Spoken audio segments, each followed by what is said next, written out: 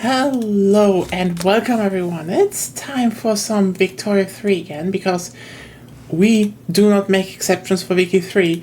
We have once again here Ruben. Hello. Agonia. Hey. Zepp. Hey. And Lena. Hola. And after this long day of, Monster Hunter Wilds, Ethiopia time.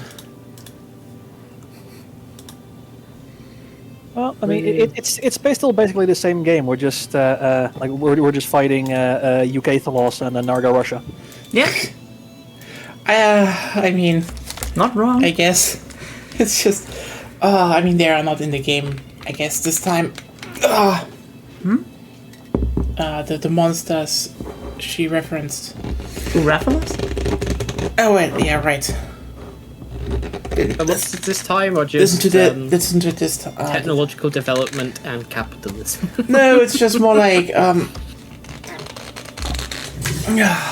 Hey, you opened game- the cola. yeah, Fritz Cola time. Fritz Cola, the official cola of virtual imperialism. Not sponsored and also not true yet.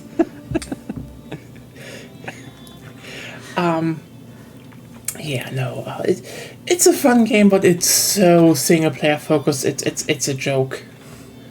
You know, besides from just performance issues on PC, which is why. Okay, you know what? Last time I checked today, and I think I posted it on Blue Sky, but yeah. So Wilds is mixed on Steam. Not surprising. It is breaking player records, but it's mixed on Steam, mostly because of Optimization. the optimization and such. It just sucks ass. Maybe you could say that that's Capcom fulfilling their goal, which I guess seems to be attracting a new players to the franchise. Oh, I mean, yeah, they got. That's what you do at this stage of a game's life cycle. You attract new players. Yeah, I mean, honestly, this game is basically running on hype right now because that's it. Like, the thing is, there's actually a lot to critique, I would say, about it, because, like, this is, like, the first real single-player Monster Hunter. Like, it has co-op, but until you are in the high-ranked parts... real quick, are we ready to go? I think I am, yeah. Yeah, sure. Then we can go. Alright. Go on. Yeah, so it had a 1.3 million player peak today, and it still sits at 700,000 people playing. So, and this is only PC. The series is vastly more popular on console. It is big right now. It is, a lot of people are trying it out, and I can totally see why probably a lot of people might get into it, because first of all, right now it's, it's the most hand-holdy one, and it is piss easy. Like, by the way, Ruben, if you really want to try it, don't worry, you will get through the game without problems. And this is coming from someone who's just good at the game. This is someone who's, played a lot of them, and also notices it's just piss easy, because, I slacked off. More concerned on the performance. True, Also, yeah. Doesn't it use a bunch of VRAM as well?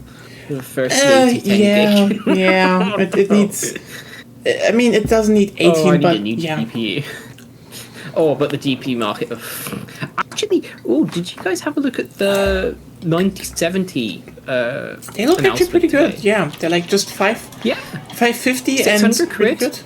600 quid for essentially a 4080, roughly. It's not bad. I might consider it even.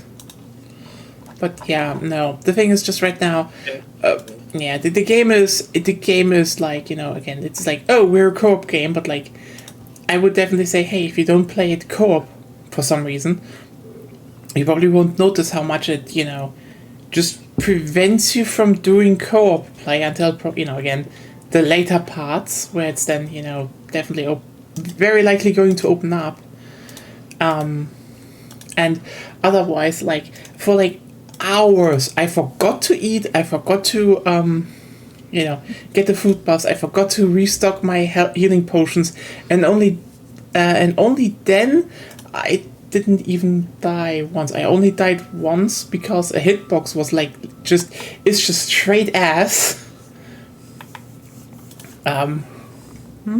Because and I I basically was tired as fuck and hungry, and so I was careless, and also I just didn't upgrade my armor that much, so it actually did damage at this point a bit. But the thing is, there's a spider they brought back, and she has like a sting that if it hits you, you're basically you're sleeping.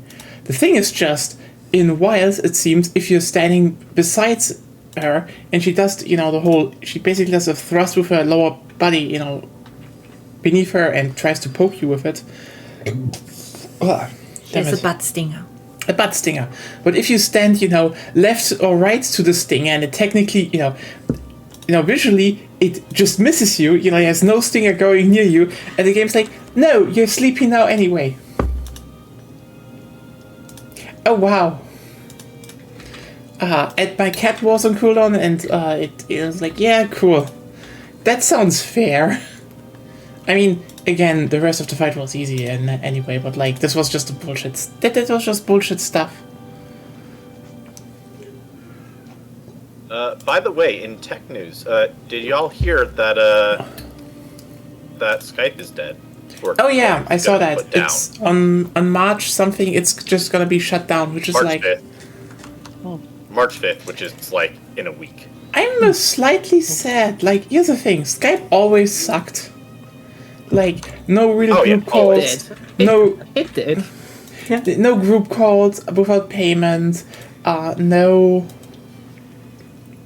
No nothing, and you just sit there being like, "What was that?" It was just limited, and just Discord offered more without you paying, and had better connection quality. Like, we all used it, Skyping was a word. It was a verb. There was a decade in history where people said, "Yeah, you're coming onto Skype. Are you Skyping?" That was a thing, and now that's just dead because Microsoft mismanaged it even harder. Yeah. They also somehow mismanaged it during COVID as well. Like, COVID was the perfect time to have a video calling app.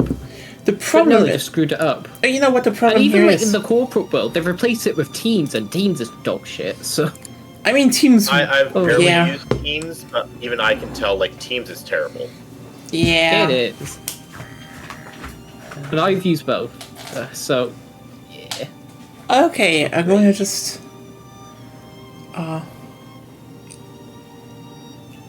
Yeah. I mean, by the way, I found a way that maybe I can get out of my landowner's problem. But I need to rush to companies and then put out the agricultural company. The idea being that I would have that basically. So company ownership is capitalist. So that's essentially forcing buyouts of landowner political power.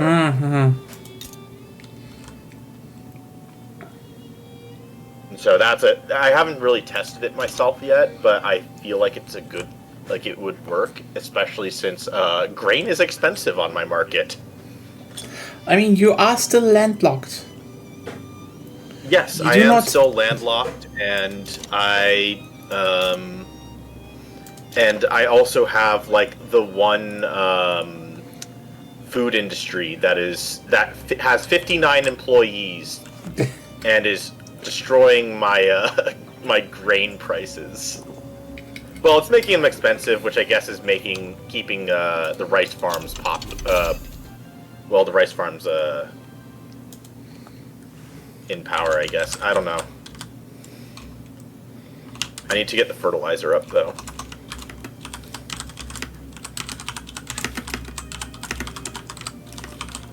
But yeah, that's generally my plan. But I can't do any of it if I don't have your debt spiral. Yeah. Which places in West Africa have iron? Let's see. Now I feel the chili.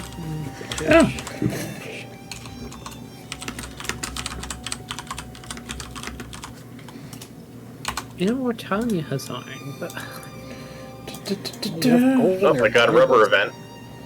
Yeah. You get a rubber event. Yeah, Senegal has rubber. I've got a rubber event and I don't even have a stock exchange. Hello, Livingston. I mean, we're not super capitalisming yet. We still try to get... Okay, Egypt tries to not die. Mali tries to get some harbors. Mascara is... I need resources. Okay, Mascara is getting Uruguay. Yeah, we are already on laissez-faire. We're capitalist. I'm going for agrarianism. Yay.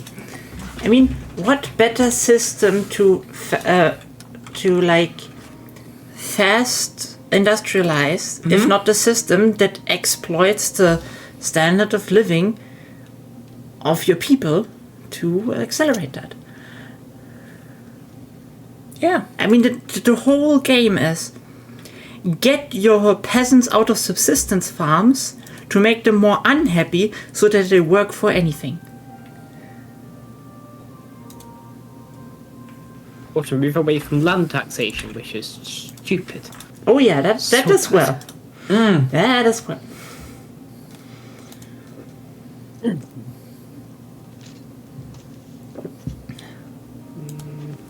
At least if your goal is a capitalist society. Otherwise, land-based taxation is also stupid, but I guess you can then just call it stupid and stop with the whole money thing, but that's a different topic. Not in this game, at least. No, of course not. Can you? No, you can't. Like, that wouldn't game mechanically function well. You could program it, technically, but it would be completely overpowered if you would make it realistically as in functioning, same as you do here with capitalism, basically.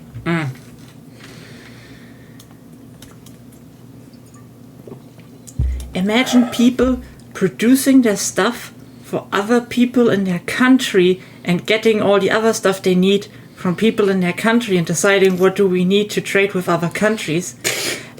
No.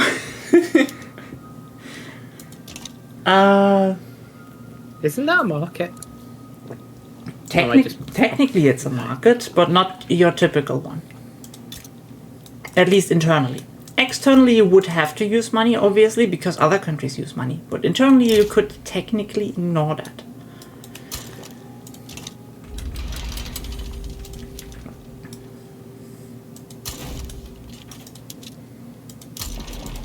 Weird.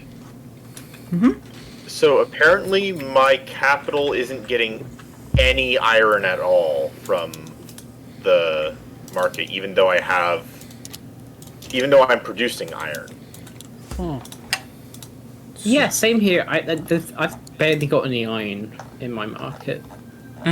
Oh, so like when I'm looking at like the balance, or like the balance, it's just 0 to 200 to 200 for I mean, I guess that's production, but consumption. But it's consuming 200 in my market, and according to my market overall, what is the producing 52? Apparently your machinists don't want to work there because you have a shit ton of turmoil, I think.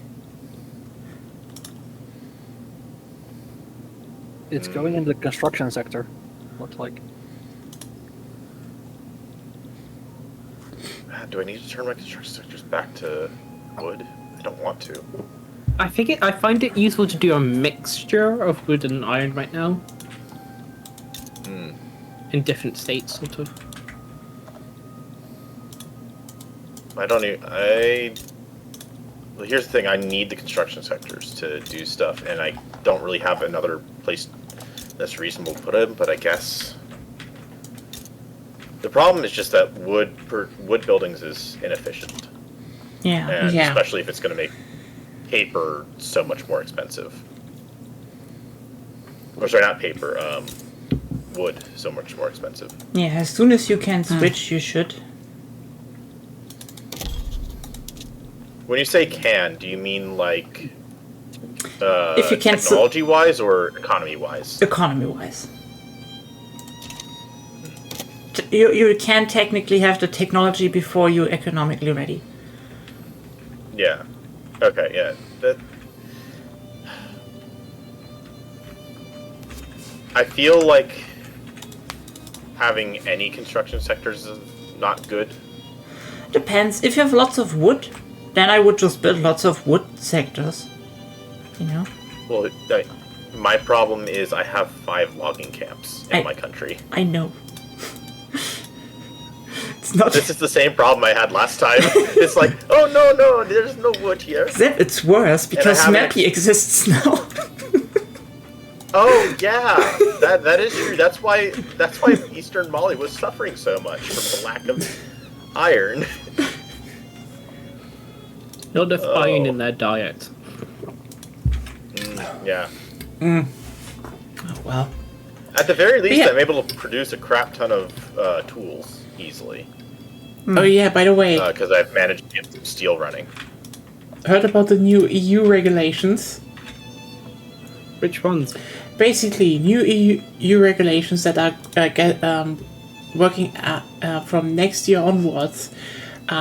If cars want actual good safety ratings and be allowed on here on EU streets, they by mandatory should have fewer screens, fewer touch screens, and more buttons and knobs to actually input shit.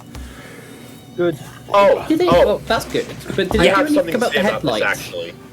What? I have something to say about this, actually. So, I've mentioned it before, actually, I think, but I bought a new car recently. Mm-hmm. And it's an electric car. And so it has all, like, it has, like, screens and whatnot. Honestly, I'm not against the but big screen. Yeah. Yeah, the big screen is good. And I think that with the car, the reason why I picked this car is because it does the screens properly. Volume. So, for example, volume is controlled by knobs and buttons. That's good. For Yes. like the stereo system. The screen is a touch screen.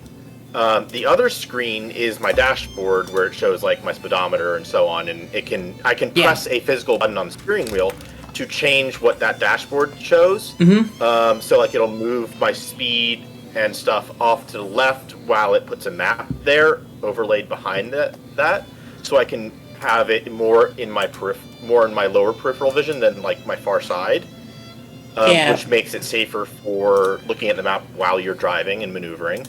All of the like climate control and like all the buttons that you would touch normally while you're driving or while you're in motion are all like tactile buttons where you press it in and like you don't get a click or anything like that, but you press it and you feel the press. Yeah, that's the main thing. They really want you that they really want for like, okay, you have to that everything necessary should be done by buttons, because like a lot of cars nowadays are like, oh, we can just put it on the touch screen. It's like, no, here's the thing. Big screen for map and such, fine. I've driven cars like that. I generally think having a good, map and clear display screen, very useful. But yeah, no, it is very good that we have there's gonna be like a very sensible law to be like, no, you have to make it. You have to make it tactile. And the worst user experience that I've had with screens in a car while I was looking at cars was the Acura RDX. That thing is terrible. No, Tesla is another bit. They are terrible, but the RDX is worse actually, because you have a decent sized screen. It's not a big one, but it's like it's reasonably sized. It's about the size of a DVD case, I'd say. The screen is not a touch screen, even though it sits there like it is a touch screen. You control it with a touch pad that is on the not on the like the dashboard console, but like it's on the center console, so it's next to your armrest, and it's a touchpad that has not the best clicking sensation. That really... And so you have to navigate with 2 fingers, double click on things, and it turns using the screen into a hassle at any moment. That is so unsafe. Yeah. It is definitely very unsafe. I totally agree with that. You know, again, I'm very glad the EU is doing that right now, because it's just safer. I mean, also on the other hand, you know what? Fuck it. Let's rip the Band-Aid off. Wow, that was a shit show today in the White House. Oh god. Anyway, I haven't even seen stuff, but I've seen I haven't watched stuff, but I've seen the images, the memes, and I've seen some people discussing it a little bit. Things like Rubio looking like a sad child. I mean, I think the most infuriating part is that JD being just like terrible. Mm-hmm. Low-key, could we just maybe slightly avoid it? It's just kind of completely depressing. Like, okay, Starmer Macron got on okay-ish with Trump, and that was like, oh, okay, maybe he's not going to be a complete... No, he's just, after today, no. Macron embarrassed Trump, and Trump's pissed off, and I think Trump probably took that out on Zelensky. I mean, you know... Because Zelensky is related to the reason why Macron Can I say something here? Yeah. First of all, how Macron acted that, you know, Trump just lied, and Macron, literally intercepted him, and you clearly noticed this wasn't his main language. But also, I will say, today was kind of a setup. Like, let's just be real here. It could be that they're all children and just really fucked this one up. But what I think what happened is they planned this to basically stage a fallout with other Western nations. Because they're gonna be like, look, my only complaint is that, given everything that's happened in the last, I guess, has it really been 30? It's been 30 days. In the last 30 or so days. Yeah. Oh no, it's been about 60. In the last 2 months, everything that I've seen kind of leans more towards the incompetency side of things. The incompetency and emotional reactions side of things. Trump is no longer in a state... I think my analysis is basically that he's no longer in a state where he can act on logic or thoughts. He acts on emotions now. Not that Biden was bad enough, but Trump is another level in terms of Biden at least. You know, Biden was at least in. He definitely wanted to. He was interested in actual diplomatic relations. Trump is he's just a fucking child. A little Kremlin. It's But maybe not dementia. I mean, the thing is, I guess I welcome NATO 2.0, where just Trump isn't in there anymore, and I guess EU is taking the lead. Good luck! The only thing where I'll say it's a good thing is the fact that it's a good thing that the European countries are more leadership, or taking on a stronger leadership role. Yeah. Which I think that shouldn't be left to one country to lead NATO. I mean, generally not a good idea to have any one country at the top. Yeah, I generally would say, especially now, you know, with Merz becoming chancellor, or, you know, there's gonna be a much more outward pro-EU, stronger role in world leadership thing. And I said this months ago. The EU is a sleeping giant that doesn't want to wake up, and Trump is basically forcing it to wake up. That's Europe in a nutshell, though. It's we do? Nothing. Until there's a crisis. Yeah, it's the thing is... What happened during the Eurozone crisis? Oh, we actually got regulation, actually had... ECB took a much larger role in... Yeah. It's the thing is... During COVID, we took up joint EU bonds. what paid a big through the thing. EU budget and stuff like that. Yeah, a big thing I want. A big thing I want to point out is that, like, most European countries do not actually want to do war. Like, people forget, like, we have like a big military-industrial complex, like, to a degree, if we combine it, bigger than the USA one, and also a lot more capable. The thing is just, the general sentiment in Europe was very pacifistic. Yeah, No. also there was the whole idea of it might be industry, but we want to put our money elsewhere when possible. Yeah, there was a Peace lot. dividend, sort of. Yeah, it was like, you need weapons, sure, but, France? Well, there's also the fact that if I remember correctly, Europe has a very different policy when it comes to stockpiles than the U.S. Yeah. The U.S. is on a much sharper or much more rapid replacement cycle for military equipment than a lot of Europe. Yeah. So that's part of why our military-industrial complex is a lot more. Yeah. It's bigger, but it's also more active. Yeah. Well, maybe no. Sorry, not bigger than the total of Europe. But Yeah. it's more active than the total of Europe. I mean, that's one of the biggest things here that I think a lot of people just don't realize is the fact that,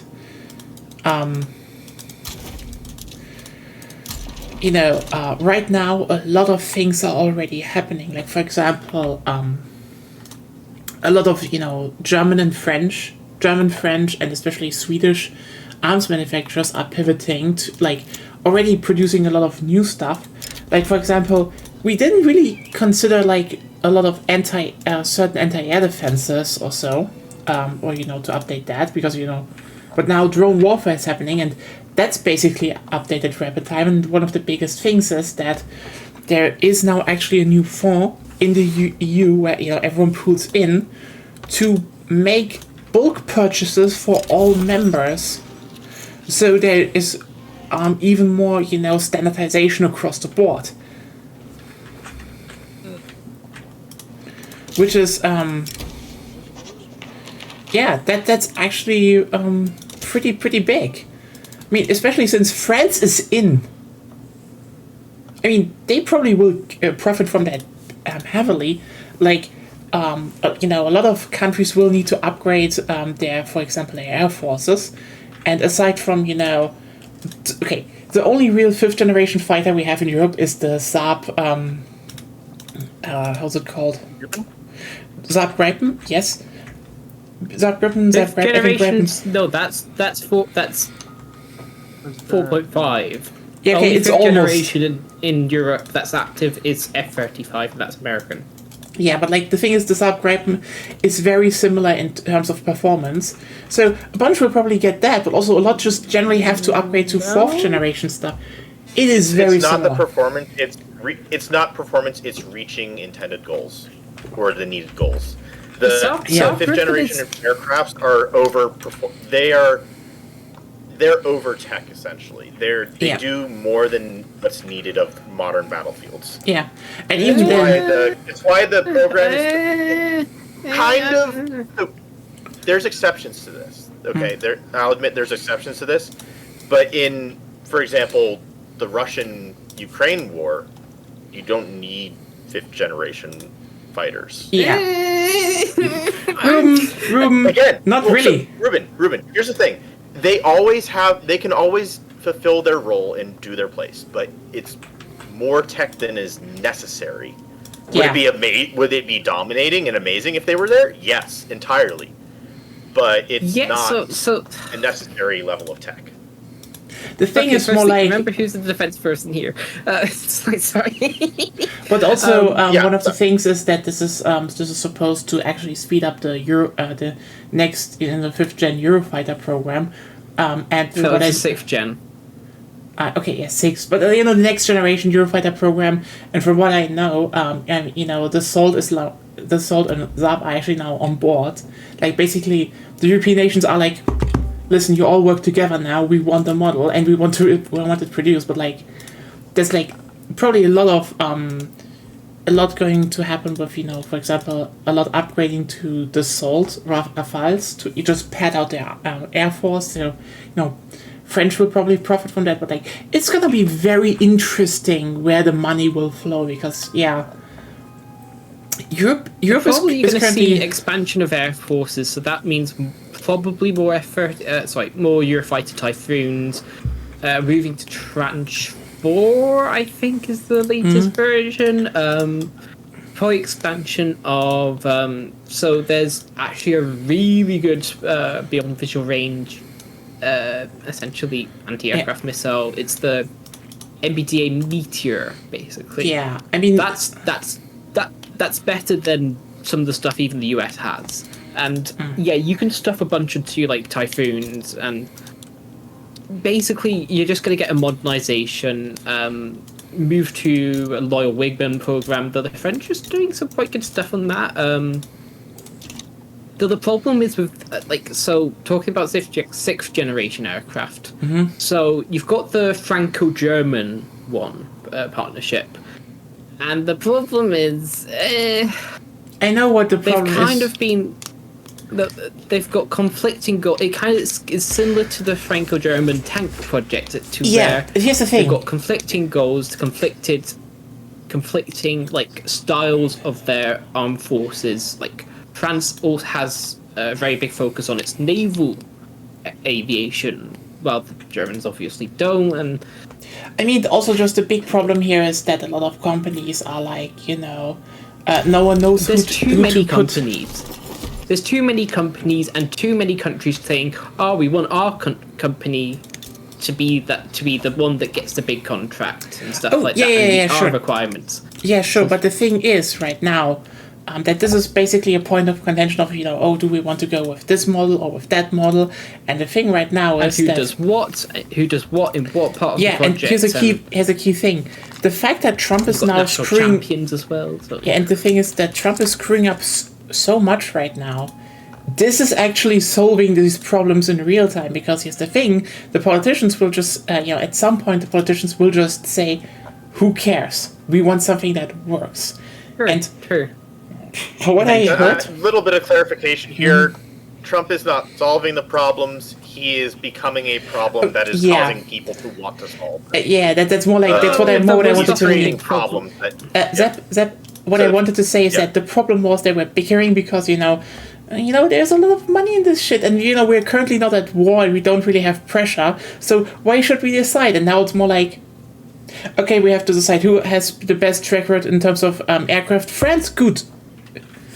Bitte mach. It was also kind of like, well, how are you going to tell the random, like, you talk to your layperson on the street and say, do you want more money going to your healthcare system because there's not enough nurses, there's not enough doctors, there's not enough appointments?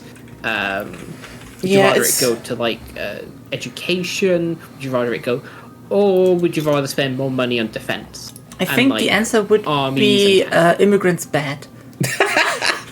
Oh god damn it! So here's the thing: if you ask the question in that manner, I'd say I'd probably modify it a little bit. If you ask anyone off the street about that question, more often than not, they'd say education and healthcare and stuff like that. Yeah. Like even Republicans. Yeah. The exception being probably people who are like the hardline bozos that are really loud. Yeah. Or defense nerds. Yeah. Or just nerds. Yeah, or those people, but oftentimes so I actually have talked to a defense nerd recently, God and damn it. he basically said that we don't really need to spend that much more on defense. Like, we spend a crap ton on defense. Yeah, and we already do also as well. Especially since we're not in Afghanistan anymore. Especially because of that. Yeah.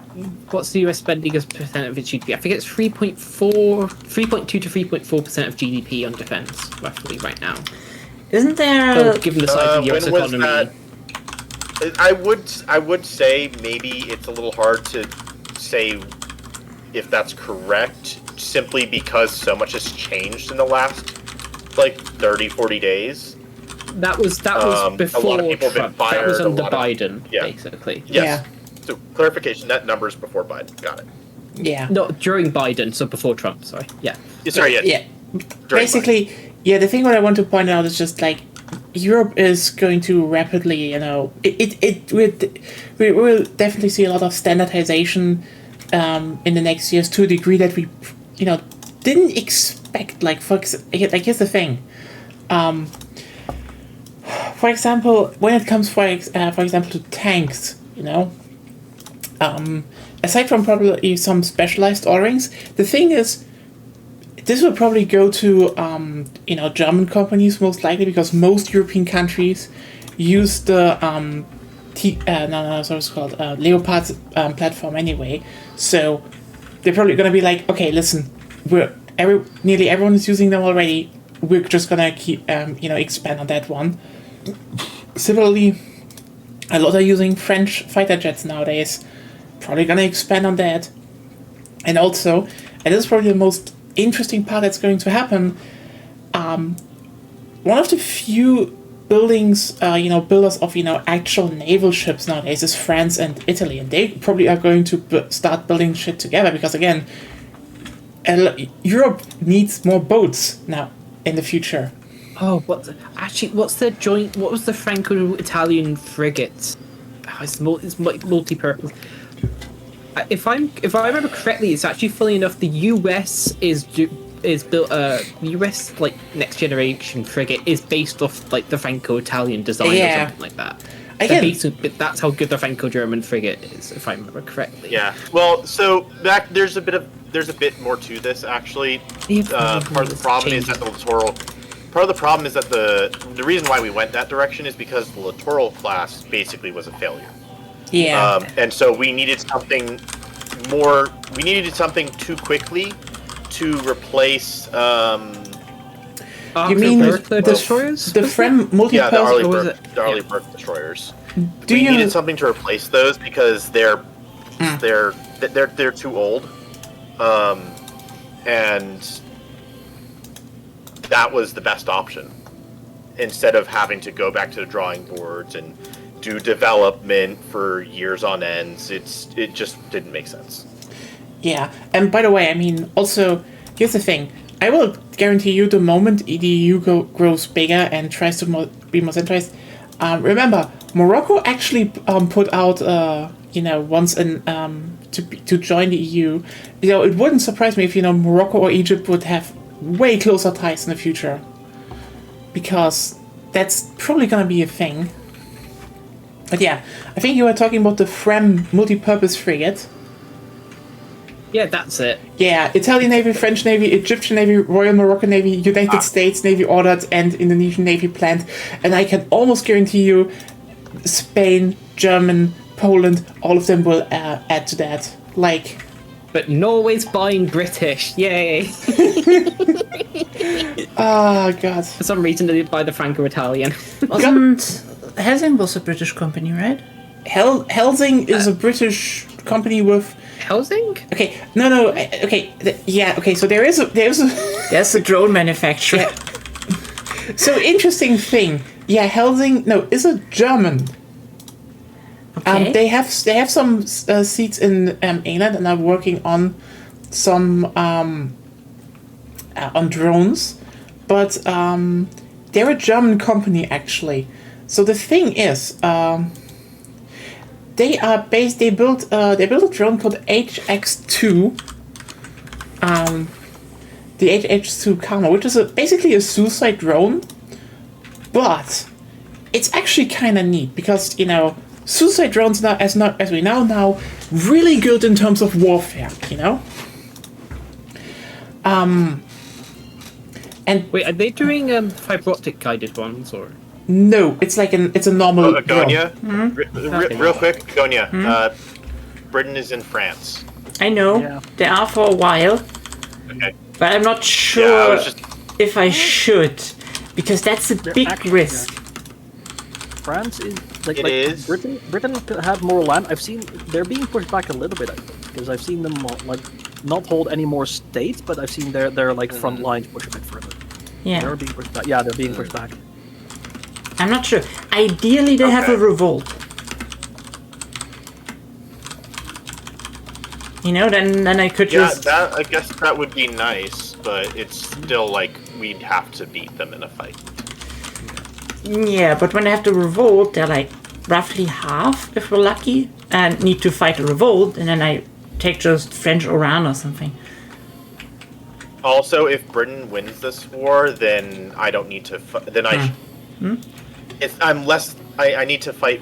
Well, if France wins this war, then I really only need to fight France first. You could technically they're fighting over Windward Coast. You could just attack France for Senegal.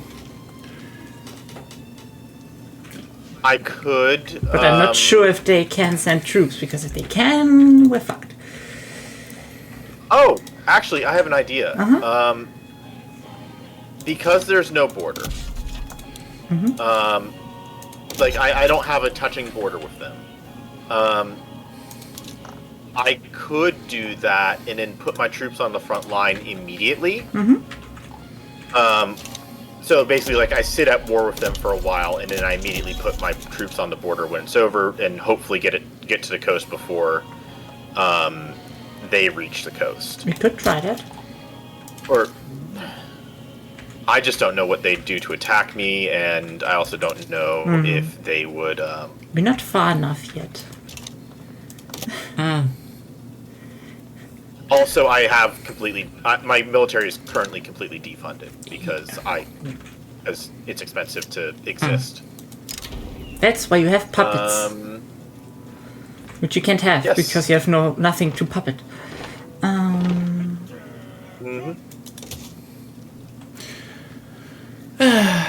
But yeah, I mean, I guess if there was a time to attack France, it would possibly be now. Possibly, but I just don't know what they would want from me.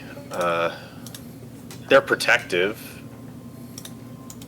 Do they have? They want to maintain the balance of power and expand resource industries. Good thing I don't really have resources that they would want to expand into.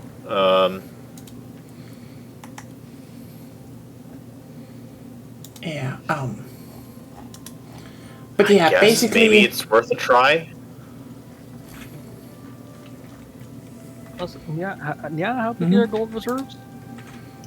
What do I have? How big are your gold reserves? I don't know if I could even do it for you. My gold reserves are 4.16 million. Yeah, no. No. Like I managed to like somehow get my my spiral to the point where if I had no interest, I would be making money again. But you maybe need to actually go to default. So again, yeah. Whoops. Again, yeah. I'm still paying on the previous France is guaranteeing my. I just realized that France is guaranteeing my independence. Oops. That might be why the British aren't attacking me. I don't know. They're cautious. But I have an anti-French society and a pro-British association, and satisfying them would help with some of my more important factions, I guess.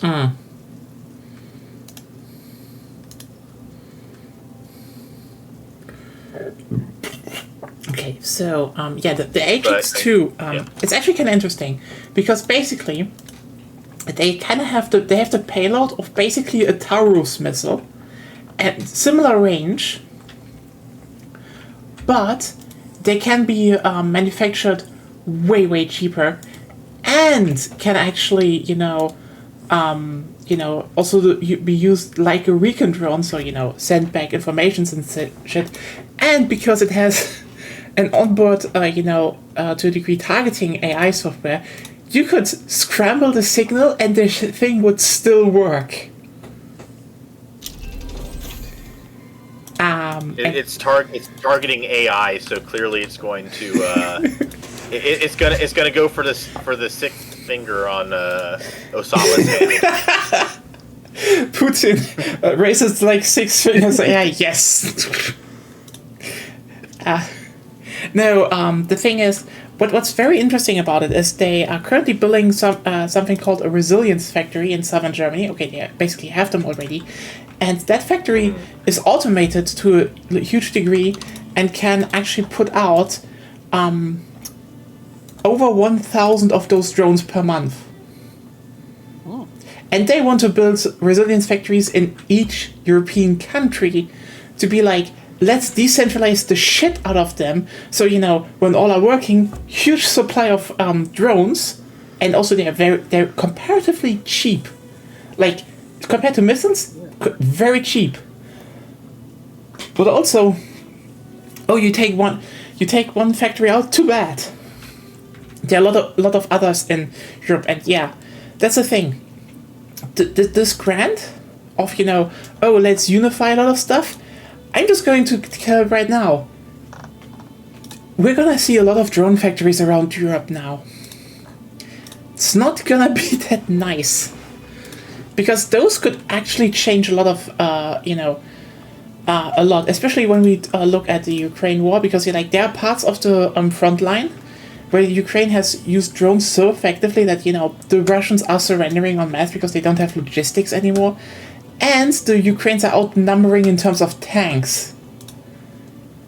So, yeah, if they get a steady supply of tanks, that's gonna be bad, is what I'm saying. Not for Ukraine. For the other side. I will say though, it's still gonna. Honestly, I feel like it's still gonna be bad. Everything's gonna be bad for Ukraine sure. because because the core of the problem is there's no evidence that I'm aware of this, but I'm fairly certain that Elon is providing Ukrainian intel to Russia. 100%. Holy fucking shit, yes. At the minimum, he's selling it. Yeah, wouldn't put it past him. And just look at the dude. He's doing he's going after all kinds of money, anything for money basically, because he's doing what's it called? Have you seen the contract? He's trying to usurp the FAA's contract with Verizon, and basically have all of our aviation information run over satellites, which it's not a good idea. Oh no, it's bad, but he's definitely in it for the fucking money. Let's just not kid ourselves here. The guy wants the money, period. And also, dismantle potential opposition to his own endeavors. So that's that. Is the term regulatory capture?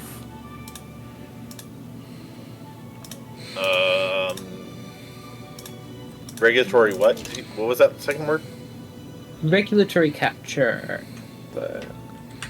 Political entity, policymaker, or regulator is co-opted to serve the commercial, ideological, political interests of a. This is more than that.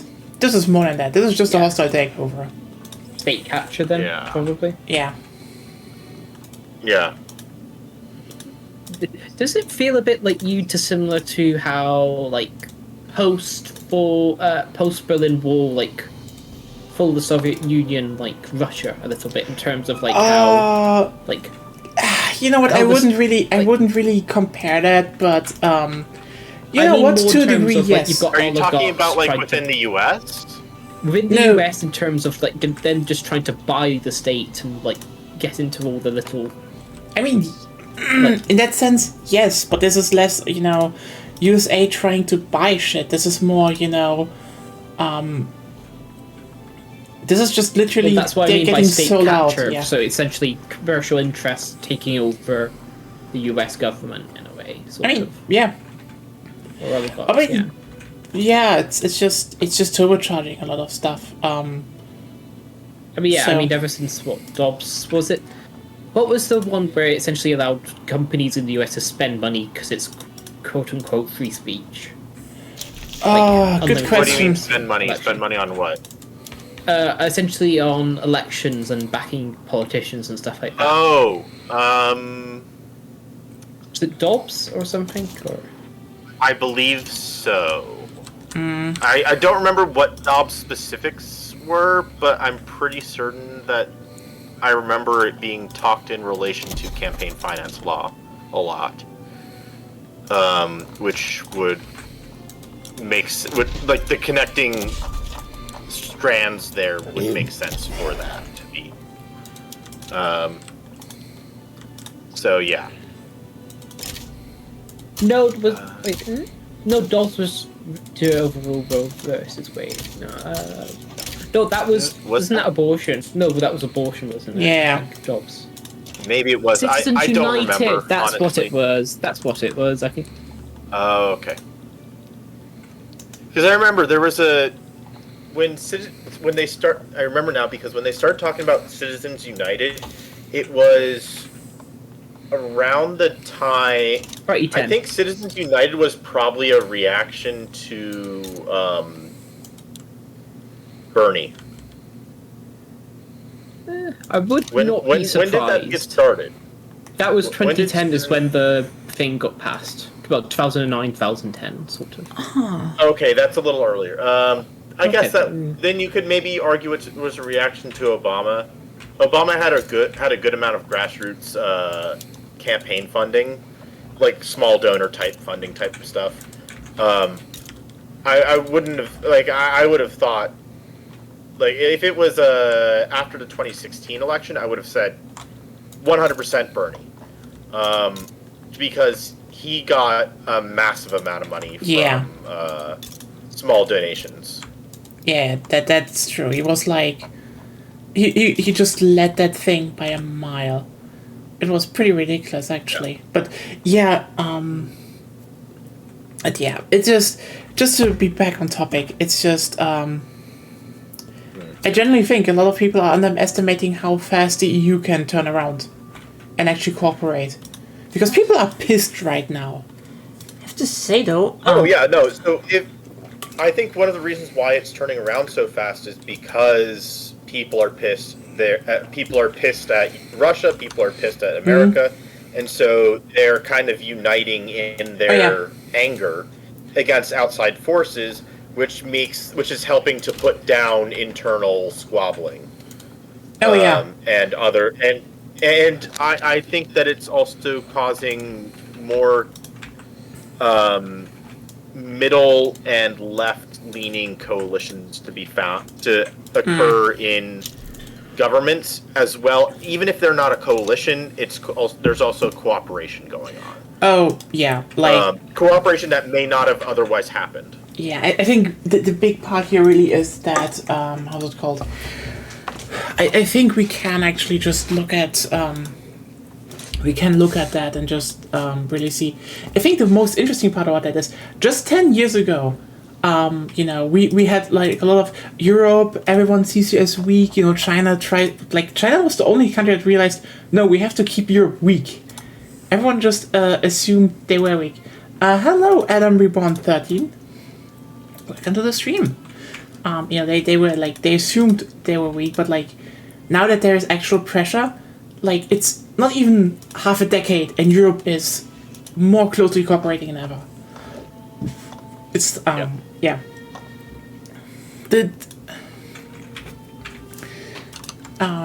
military dominance of America. I mean, okay, the assumed military dominance of Russia was a fluke. Let's just be real here.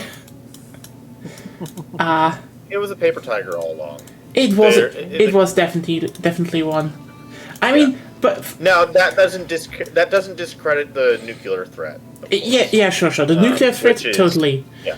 But in terms of just military equipment, fucking War Thunder players outplayed them with a Bradley tank. Now that's this is so regarding that thing, I did in the past couple months see something that I forget what it was exactly, but it suggested that the initial reporting was not necessary. Not that it wasn't true, but that some of the details of the information was not exactly correct. That there were some inconsistencies with some of the reporting. That said, I think it did still say that information that was that War Thunder was in fact still relevant to the conversation. Yeah, I mean, they said they remember the weak parts of that. There's just one tank game that has weak soul system, so they were definitely talking about War Thunder in that regard, which is just very hilarious. Yeah, we're currently trying to build up, trying to get the big powers out of Africa, and not looking that well because some goofed. Yeah. So you're doing well. The ones in stronger positions had some small issues. Meanwhile, us down here in Sokoto and Messina are just kind of, and I guess maybe Ethiopia too. I don't really. It's doing quite well right now. Your situation is going. Ethiopia and Egypt are basically the strongest setting positions of us. Yeah. Yeah. But yeah, generally I would say it's going quite well right now. France, Ethiopia, and Portugal with the same color feels weird. Yeah, they maybe need to change some stuff about that, but it's not my call. Ethiopia is the same color as Persia. It's like a different also shade of blue, but yeah.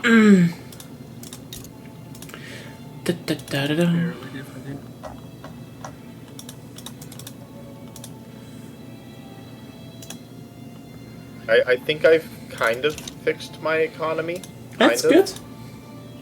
I just need my tooling economy to get back online because it decided, I don't want to live anymore when I decided, I can't afford these subsidies. Yeah.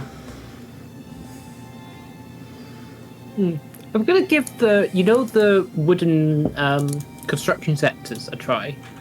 Yeah. When you've got, because I can make a bunch of wood pretty cheaply. Like I've got a bunch of low-skilled labor. I don't have enough for high-skilled labor, so. So I did a while back on probably like 1.5. I played a game as Siam, and I mainly used wooden construction sectors. I overbuilt the construction sectors more than you normally would. So while it's still inefficient, if you have good lumber industry, if you have like a really strong lumber industry, but are not well industrialized or not like in a place to like not enough high skilled labor. If high skilled labor is a struggle, then build up your lumber industry and your tooling and such. Mm-hmm. So that tooling does minimal iron and so on. The Brits are attacking Morocco. Oh no. You really are not in a good position. I need to help you soonish. No, they're attacking Morocco. Okay, yeah, I know. You could attack. Well, do you think you could attack Morocco before them? No. Well, not before them, but like go in. They have a land border with. They have a land border with them. No. Oh. Oh yeah, Gibraltar is a land border. Yep. Yeah, that's. I forget that sometimes. Understandable. But yeah, Ruben, to answer your question, I'd say go for it because the wood, if you go all in on it, wood construction industry is not that bad. Yeah. Especially like if the iron construction is rough on you, wood is going all in on wood is smart. Yeah, you just have to later be careful when switching. Yes. And you have to switch over gradually. Because otherwise you'll hurt your lumber industry really badly. As well as overworking your tooling industry. Not your tooling, iron. Mm-hmm.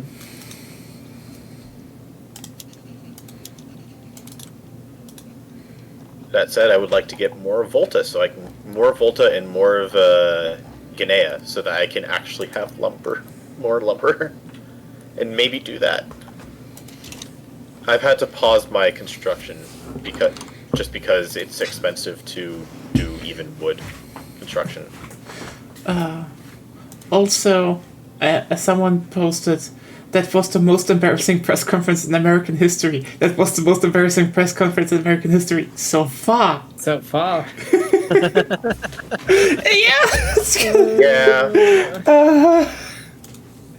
Let's take it with a. I don't even know what exactly happened, but I can sort of imagine. Okay, I caught some little bits and pieces, but yeah. Yeah. The rough breakdown is Trump accused Zelensky of starting World War III. Yeah, Oh. to his face. Yeah, I did see that. Also, a reporter. He's a right-wing media MAGA grifter who's married to Major Taylor Greene. Was like, Zelensky, why are you not wearing a suit? You're you're disgracing the Oval Office. And Zelensky was like, you know what? When this fucking war's over, I will wear a costume again. Maybe something that you currently are wearing. And it's like, ooh. The guy held it back on jokes. Especially the word, the choice of words, costume. It's like, Anyway. Yeah, I think people need to understand. I think people forget that Zelensky was a comedian. And Oh, yeah. But, like... comedians are very good at... They tend... Not all of them, but a number of them just have lines for these kinds of things prepped. Or, Yeah. And even if they They've dealt tend with to have... hecklers before. For dealing with hecklers and stuff like that. Yeah. It's not... It's still, like... It's still impressive that he did that. Again, it's like, you know, a bit even better than what Macron did. You know, it's not his main language, and he still clapped back. That was good. But yeah, it was just a whole shit show, and JD Vance just... I don't know even what it was anymore. He just talked absolute bullshit, and, you know... It feels to JD be... Vance is... He's an absolute interesting dunce. subject, not necessarily because of where he stands in the where he stands right now. This is another instance of Trump basically sidelining and embarrassing his VP. Oh, you know what? Essentially, it's like That essentially Elon is the VP right now. yeah, he is. But, like, you know what? I know that people are jokingly saying, "Oh, President Musk," but in reality, Elon is effectively doing the things that VPs have done since not Cheney, but since Biden. I guess but would also, be a good way can to we put it. just talk about one thing? He's not really embarrassing Vance. Vance is embarrassing himself all on his own, just fine. No help needed there.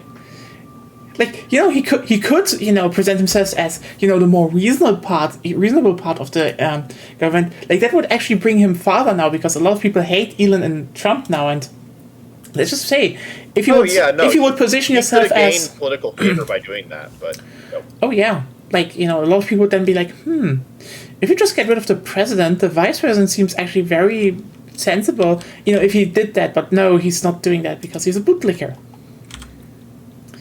Yeah, no, he's a traditional politician and bootlicker. I mean, not really traditional politician. He's more of I guess he's more of a modern politician, but he's a politician.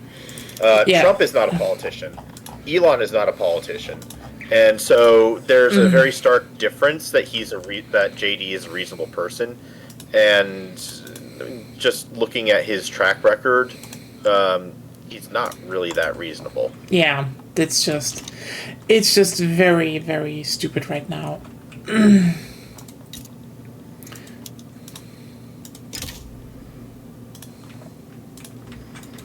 So, yeah. Oh, well. Huh. Ruben, I think I'm probably going to end up connecting up with you via a dog and not Volta. Oh, okay. Yeah, good enough. Well, Volta's probably going to take forever to reach you. If I can manage to make sure that France doesn't start expanding into there. Which is unclear. Also, France is probably going to cut off Livonia in Manchuria. Yeah, Or not probably. Manchuria. Ugh, wrong place. What are you doing in Manchuria? What are you doing in Manchuria? I mean, if you would ask Russia, Germany. that would also be Manchuria somehow. Hey, the Dutch are here as well. Yeah. Yeah, I saw that too. They've popped their nose in most places over here. They've got like one foothold and that's it. Well, not one foothold, but like they get like a little foothold and then they never expand beyond that. Yeah. Just like in medieval days. I mean, that's just.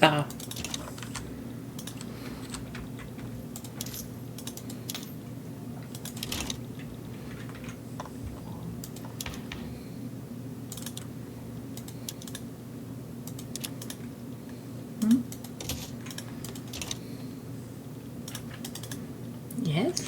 Hi, the Dutch are in the chat as well. Hey, Sophie. Yeah, we. Hello. They are. In chat, and in But chat. They're yeah. getting everywhere. It's. The It's. Dutch are even in my DMs. Dutch are sand. Okay. Understood. I mean, honestly, we're like coarse and rough and irritating, and we get everywhere. Yeah, well, that's Yeah, I that's guess. pretty accurate. Also, That yeah, I would say that holds track. yeah.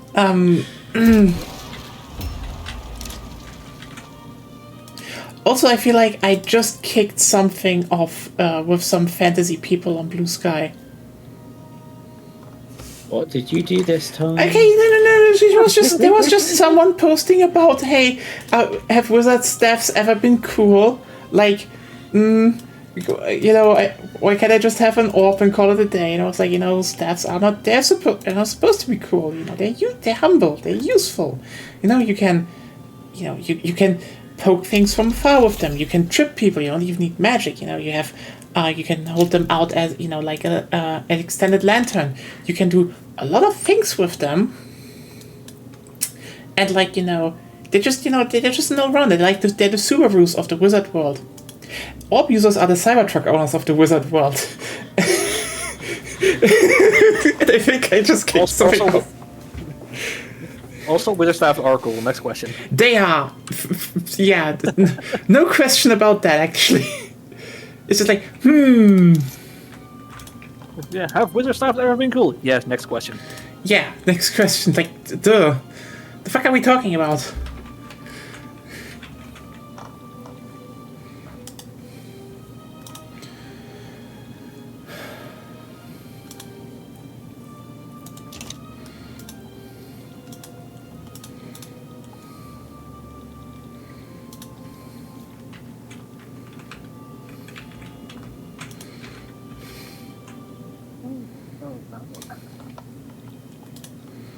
Like, Saruman's stuff is iconic to me.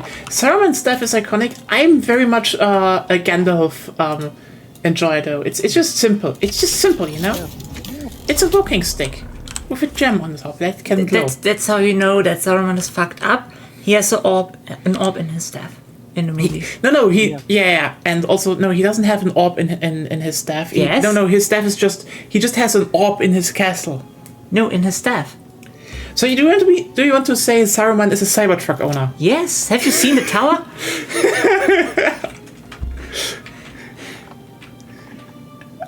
If that isn't an incel, what is it? We are talking the hard topics now. No more stupid politics. Is Saruman a gamer?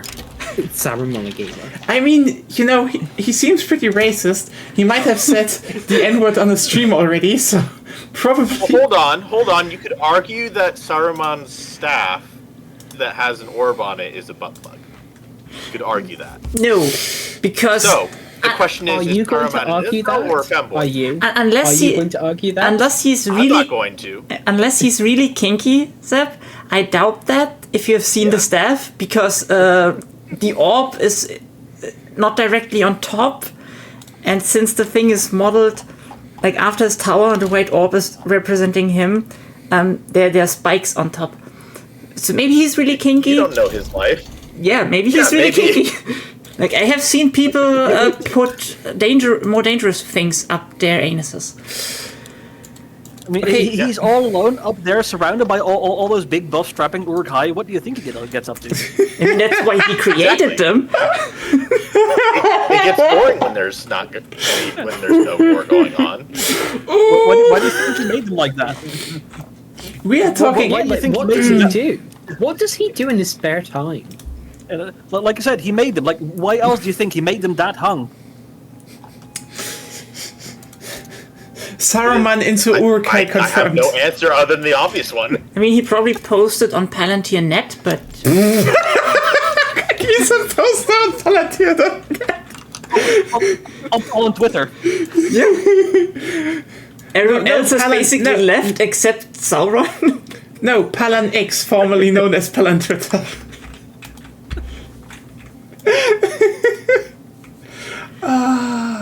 Oh, Palan Twitter. I thought you were saying Palantir. That was On Twitter. The Urukai were Is it often naked Palantir a or clad defense in company? leftists. Sure. Palantir is a defense company, yes. Yeah.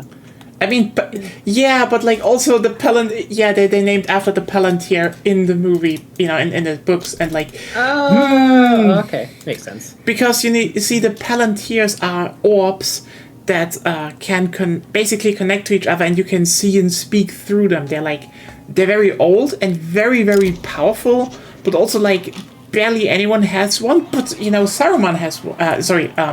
Sauron has one. So if you use the Palantir network nowadays, it basically means Sauron can listen to you. Yeah. So And since he's like a magical being, he can basically hurt yourself. yeah, it's a bit of a problem. But I mean, they Also, you don't know who else has Palantirs. Like, we don't know where the rest of them are. yeah, we don't know. They are So you just- have no idea who's looking or watching. I mean, the thing is, they use it at the end, actually pretty cleverly, because they're like, okay, we need to get Sauron. They're So- in the deep state of Mordor. That's where they are. I mean, he has an ever-looking eye, so But also the thing is, he's basically they want him to look away from the Hobbit, so they actually use the the Palantir. Accidentally, though. Accidentally, but also later they use it themselves so that Aragorn. They show Aragorn through it, so he thinks like, oh, Aragorn has the ring and is marching onto Mordor. Am I not remembering the books? Because in the movie it isn't. They're doing it in the books. Yeah, then I have forgotten the books. Because Sauron is like, okay, the person who has the Palantir also probably is, Yeah. And also, you just remember there was a Hobbit on that one. Okay, so fun fact. Still funny to think about that we have like 3 movies that are pretty long. And they still cut a lot out of the books. Oh yeah. What changed things from the books? Like, for example, Yeah, but they kind of. if you put on the ring, Sauron actually can't see you. The thing why he sees Frodo is actually due to the fact that at the end of the first movie, they're like at a certain ruined place, and there's a chair, which is a chair of seeing. Like, if you sit on there, you can look really wide, far. really far. And but like because Frodo sits on the chair. Sorry, what you said just made me think of Wide Frodo. Basically, he got really tripping, but Saruman had a psychic Also, connection. the Urukai were all marked by Saruman's white flutes on their faces. Yeah, you know what? I cannot argue against that. Sophie is spitting truth here. They have the white sticky stuff on their face. The thing is, basically, that how's it called? Saruman, or more like basically, if you sit on a chair, you can look far. But also, if someone who has equal abilities, they can notice you and look back at you. Like, for example, Sauron. So when Frodo sat on the chair, Sauron was like, "What? That's my ring!" And Frodo was like, "Oh, fuck." So this is why they showed Pippin, because, they were like, you know what? Sauron can't tell a hobbit from another, and it worked. Sauron was like, "Wait, there's a hobbit again with the Palantir. That has to be them." And he's with that's the Aragorn. It's probably the ring bearers. And like, wow, you're stupid, Sauron. So what you're saying is Sauron is racist. Yeah. Yeah. Yes, exactly. I don't know. I don't know actually if he's racist, but he wants to rule over everything. Kind of racist. I've had to read up in the Silmarillion. Hobbits look the same to me. I would have to read up in the Silmarillion if he's actually racist or just an ass. He just wants to rule. He's authoritarian. Let's just be real here. That's for sure. The thing is, that's not. let's just point this one out. Lord of the Rings wasn't really about racism. It was a thing about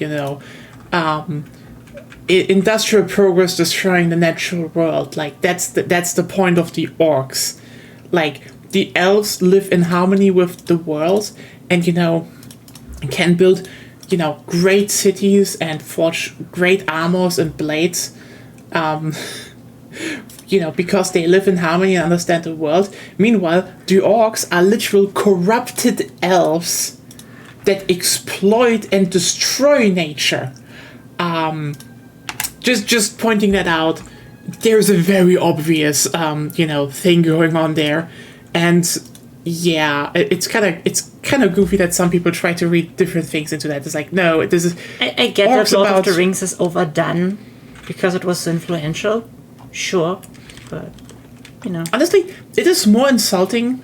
Sauron is a tanky confirmed. I mean, I guess it's not that wrong.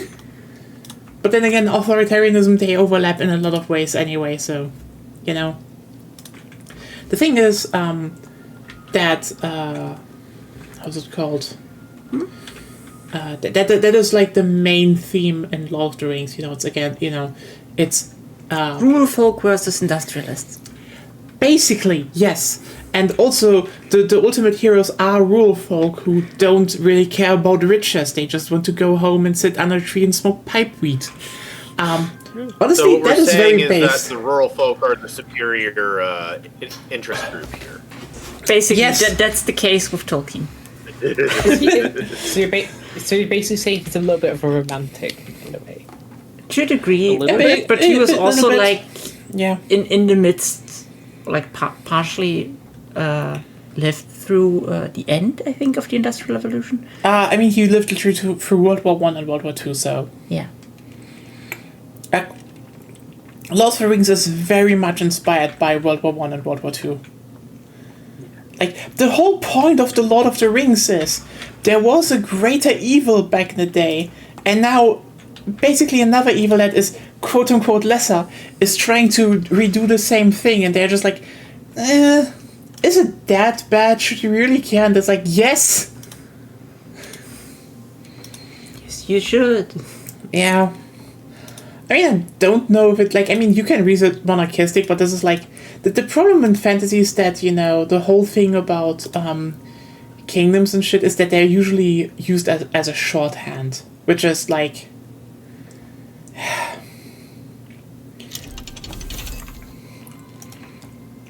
which is how we get very bad takes, like, One Piece is monarchist.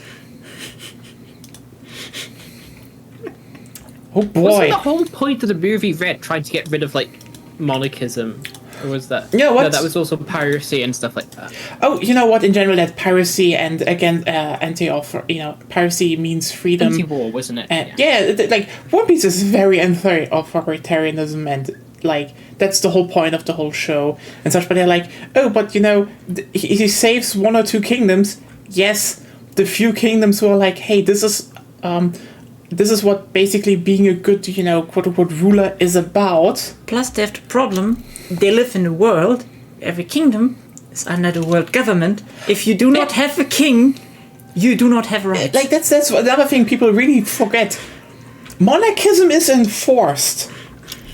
Even the ones like, Sakura Kingdom, aka, ex-Drum Kingdom, even they vote for a monarch because monarchy is a requirement to be in the world government, I mean, aka to not... Technically, Dalton is just a representative, but they need to call him king and at least pretend to be a kingdom. It's kind of wild how that just flies over people's head, like, oh, no, they have to actually pretend to be a monarchy. And, yeah, we have an elected king. Yeah.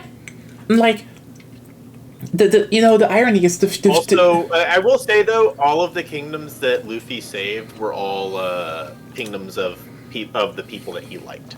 Yeah. Which he didn't save the that's- kingdom. there's to a save little the- bit there's a little bit of personal interest in there, but part of that narratively is that Luffy doesn't really take personal interest in people that are not good people. First of all, that Mostly. also he doesn't help them to secure the kingdom. To do that, it's just a means to an end, because he doesn't really care about form of government. He wants people to be happy. Also, let's just be real here. Exactly. One of the key things is hey, imagine if Alabasta now introduced we're voting for a monarch.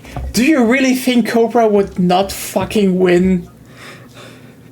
The guy hated his palace and lived between the normal folk. He was literally ready to blow it up because he was like, no, a country is its people, not the fucking symbols we put in some place and call it government or so. Do you really think the guy would not have been elected king?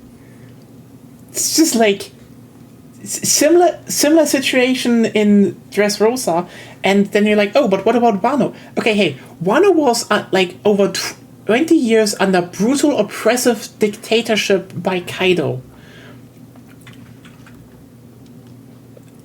Do you really... by Orochi, but Kaido was the Shadow Orochi / Kaido.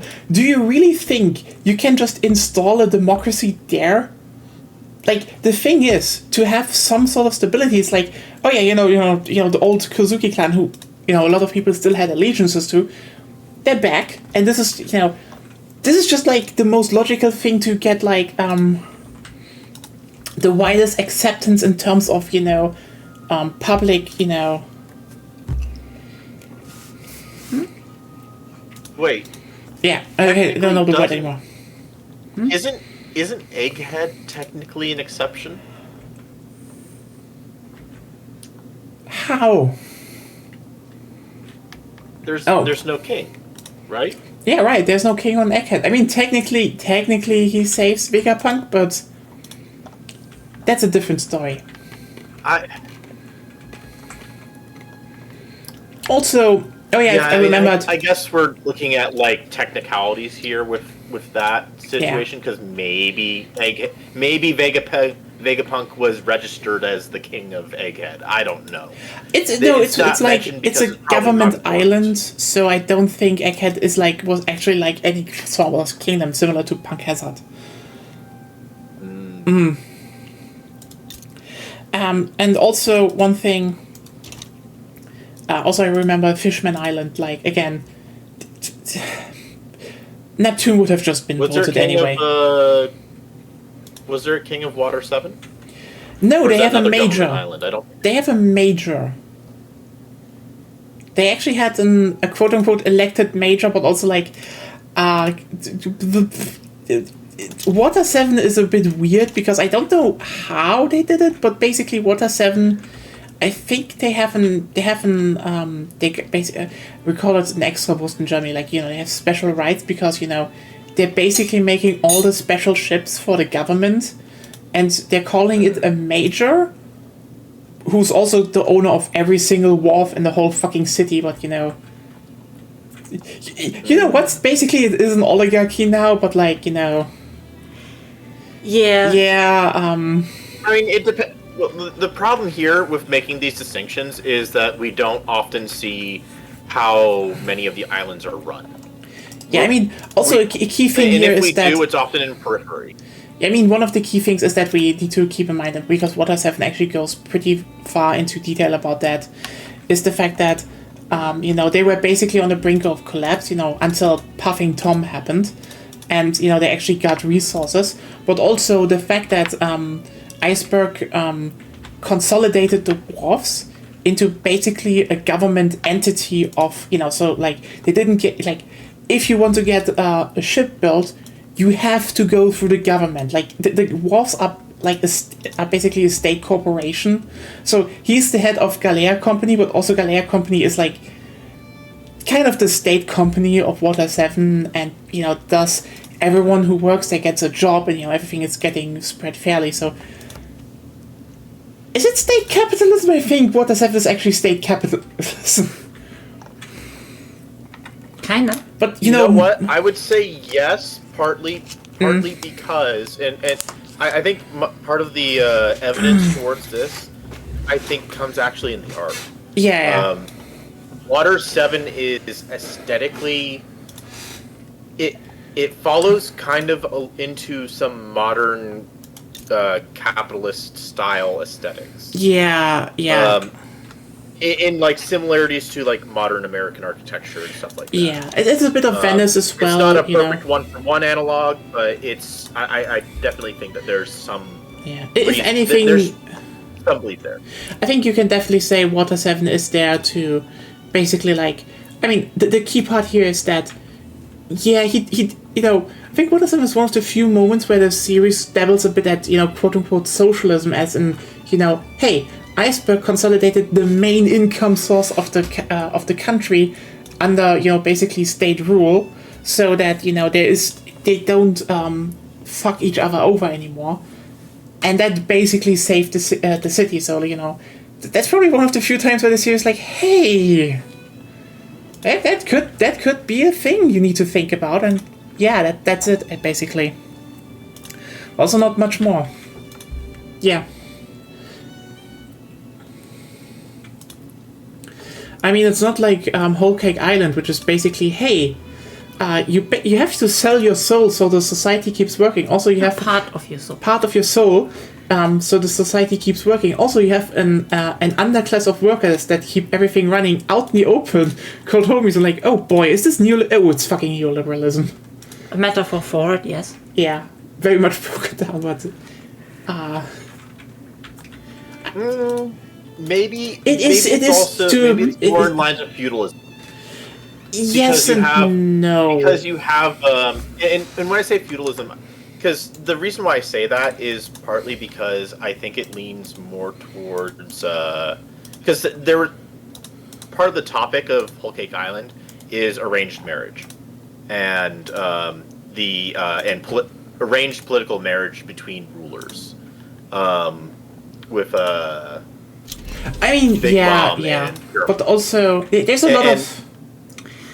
And I think that some of the children are treated as nobles, essentially, because they're related to. Yeah, I mean, Big Mom. They get extra privileges through the soul contract thing. Well, because if you look at the Beaver card thing, which is how. Yeah. Yeah, I mean, it is always there are shorthands, so it's like not one-to-one, but like a bunch of stuff is basically very much pointing towards that. Like you can argue that it technically does both at the same time. Yeah, this is, by the way, this because is also it could be both because the Big Mom family is, at least Big Mom is ruling like an absolute ruler. Yeah, but at the same time, her gigantic family is basically the political class. It is, yeah, but also you can marry into it, and Yeah, if you're useful... You need to be an exotic creature. You need to either be very useful or an exotic creature in order to marry into the family, if I remember correctly. I mean, also that's also another thing what I really find interesting, because it is very blatant in the whole, hey, I'm going to make a country where everyone can live together. But then she treats us like collecting shiny Pokemon, which is like... Yes, exactly. That's the funny thing. And I think it's kind of like I think that is kind of like a slap in the face for performative people. Oh yeah, that is who do performative inclusivity, because essentially that's what she's doing is she's saying something that sounds nice, but in actuality she's just kind of treating it as like an exotic or it's entertainment to her in some ways. Yeah, like it's a collection. And a lot of these people exist, sadly, today. So yeah, she's very childish in that regard.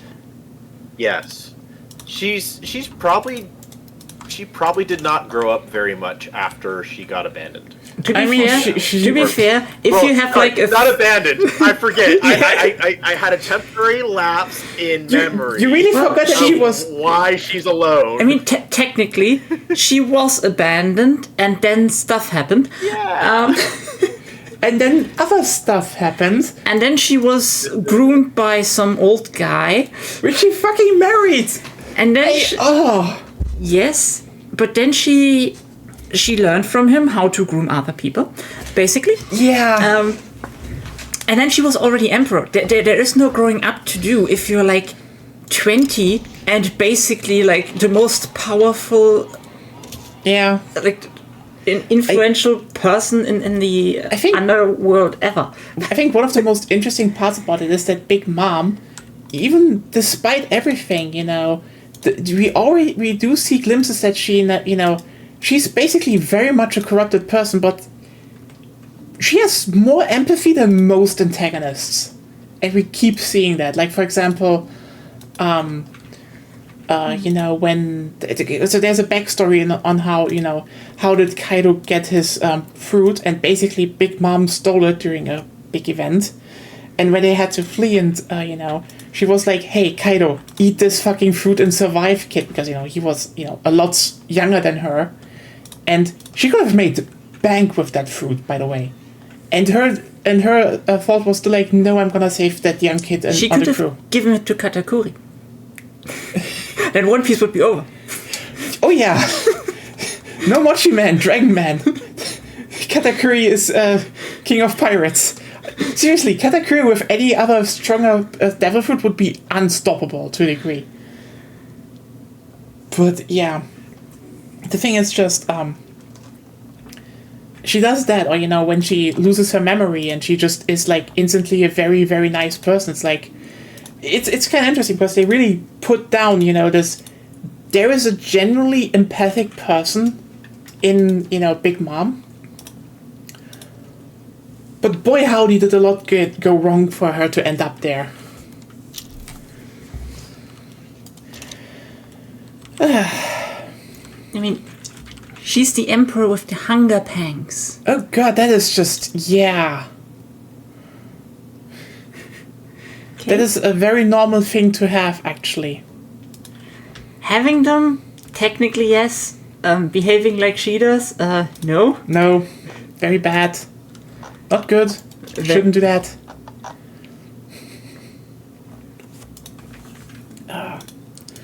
But yeah,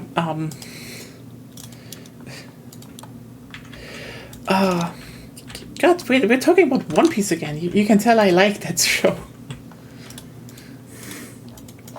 So I need to catch up on the new chapters. Oh well. There is a discussion that I'd have about One Piece, but it's probably not. I mean, it's been long enough since the end of Egghead, maybe. I don't know how many actually saw that one, because, like, Agonia doesn't. Okay, yeah. My singular complaint is... I'm not going to say what it is, because that would probably be a spoiler for the end of Egghead. But I do have a complaint about the ending of... Or the ending / the... and I guess there's hints of it in Wano, but... I have my small complaint about how that arc concluded. I actually really liked it, but it was a great arc. It was wonderful, but it just had one thing that's just like kind of like, I can kind of see this connection to another story. Not that I'm like looking at Oda and being like, you have to do everything completely original. That gets That hard said, after the number of chapters. yeah. It does with that number of chapters, and it also does when he's got his friend circle that he has. That being like Kishimoto, Kubo, and some others. I think I forget who he talks to. I mean, know that the one by it's like Shonen that Jump group, are all kind of like in a group anyway. So yeah. But yeah. But hey, listen, let's just say it here. No one here can have worse opinions on One Piece than Jello Apocalypse. That okay. Basically, some guy making animated videos on YouTube made one about One Piece, and it's just a complete asspull and lies. He tries to be funny, but the jokes are stretched so far. It's not even a lot of them aren't just even jokes. They're just like, you didn't fucking understand what was going on. Yeah. So, yeah. It was bad. Yeah, of course it happens, Ruben. Everything happens. Everything happens. Yeah. Yeah.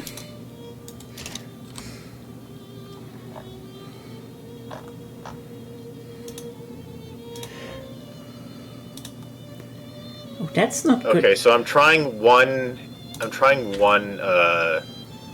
sector of iron. Of iron construction, just to see if I can revitalize my iron mines, because they've basically shut down since I had to switch back to wood. Okay. I think it's working because I've got 1, 2, 3, 4. I have 5 iron mines, and they're all producing about 10 iron. So I guess, and the increased the main thing I think is the increased demand for tools for me, as far as my economy is concerned, because that's going to bring up steel, which is going to bring up consumption of iron and stuff. Putting together an economy from nothing is so hard in this game. I know that that sounds weird given like how much the game focuses on building up the economy. Okay. But the Yeah. Yeah. Was it your dogs? Sorry. Yeah. yeah, sorry about that. She's here There and she's sounds yelling at me. adorable. That's fine. She's dog. Yeah, it's the same here But, with Mascada, because pretty much all of my land is at the Atlas Mountains. It's basically Yeah. Chile, just Africa.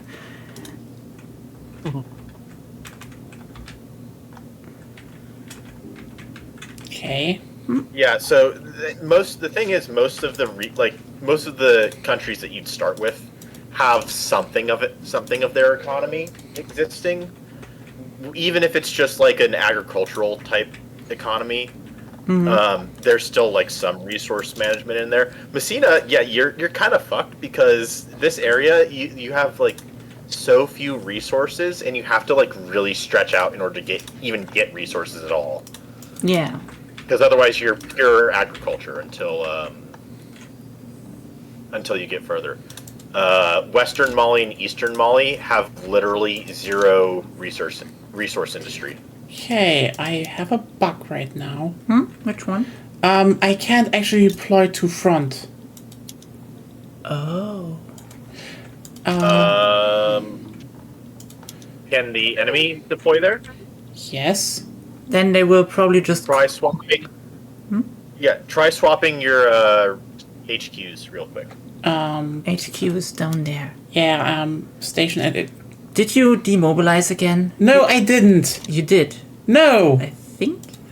I did not. I can't There. That's there. There's green. It's green. There. That's a different one. It's Doesn't matter. You should switch your HQ. Okay. I said switch it. Click there. Yeah, I did. Yeah, no, I click did switch it somewhere else. It's in the Nile HQ now. Sure. Cannot reach sun. Why can't I reach it? Oh, because it's bugged. Move them back. No, The no. idea of what I'm trying to say is that you move them back. Now, there is a possibility that they push into your territory and then you're able to get the land. I think I know what has happened. That is just the weirdest fucking bug. For some reason, it doesn't recognize that there is a connection between the countries. It just doesn't. Yeah, that's why I don't normally go for... I usually leave Burundi for last when I'm doing Great States Conquest.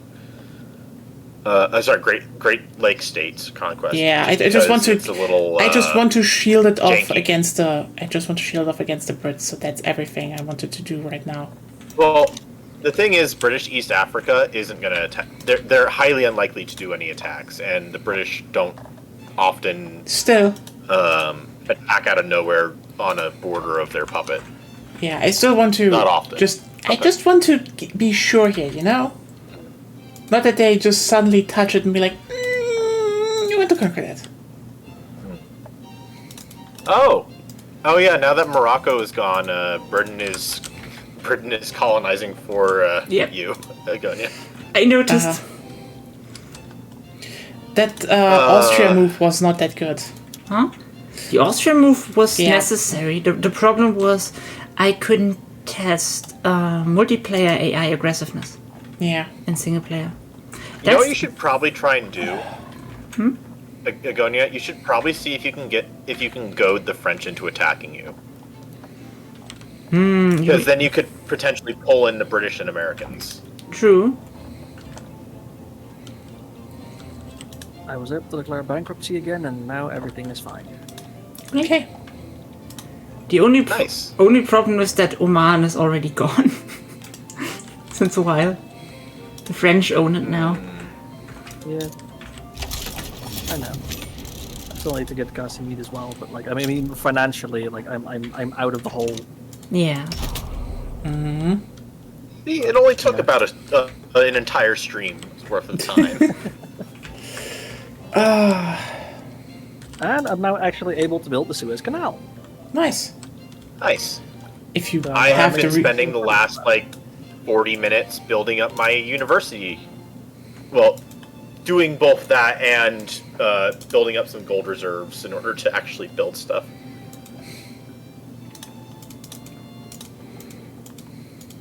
Let's see.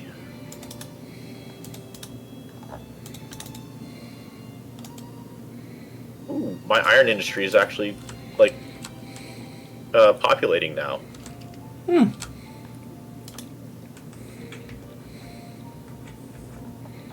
I do need tools are a problem though. They need to balance out.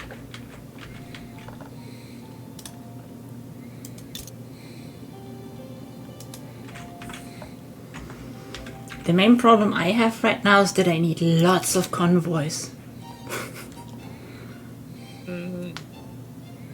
Ooh, I'm finally building trains. Nice. Nice. Yay! You like trains. The goal of the game: build trains. For some reason, Argentina has lots of trains. Ruben, Yeah? when we connect land border wise, wait, are you able to? I'm not able to I think colonize I'm yet, able to- so. No, what I was thinking is, if you declare on me for investment opportunities, Yeah, I could do that. That would just open then, up. and yeah, well, so,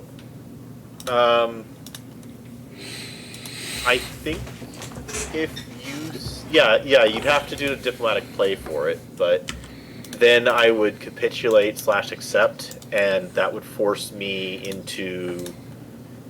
off of isolationism, and it would allow you to build railways in me, which I would actively use.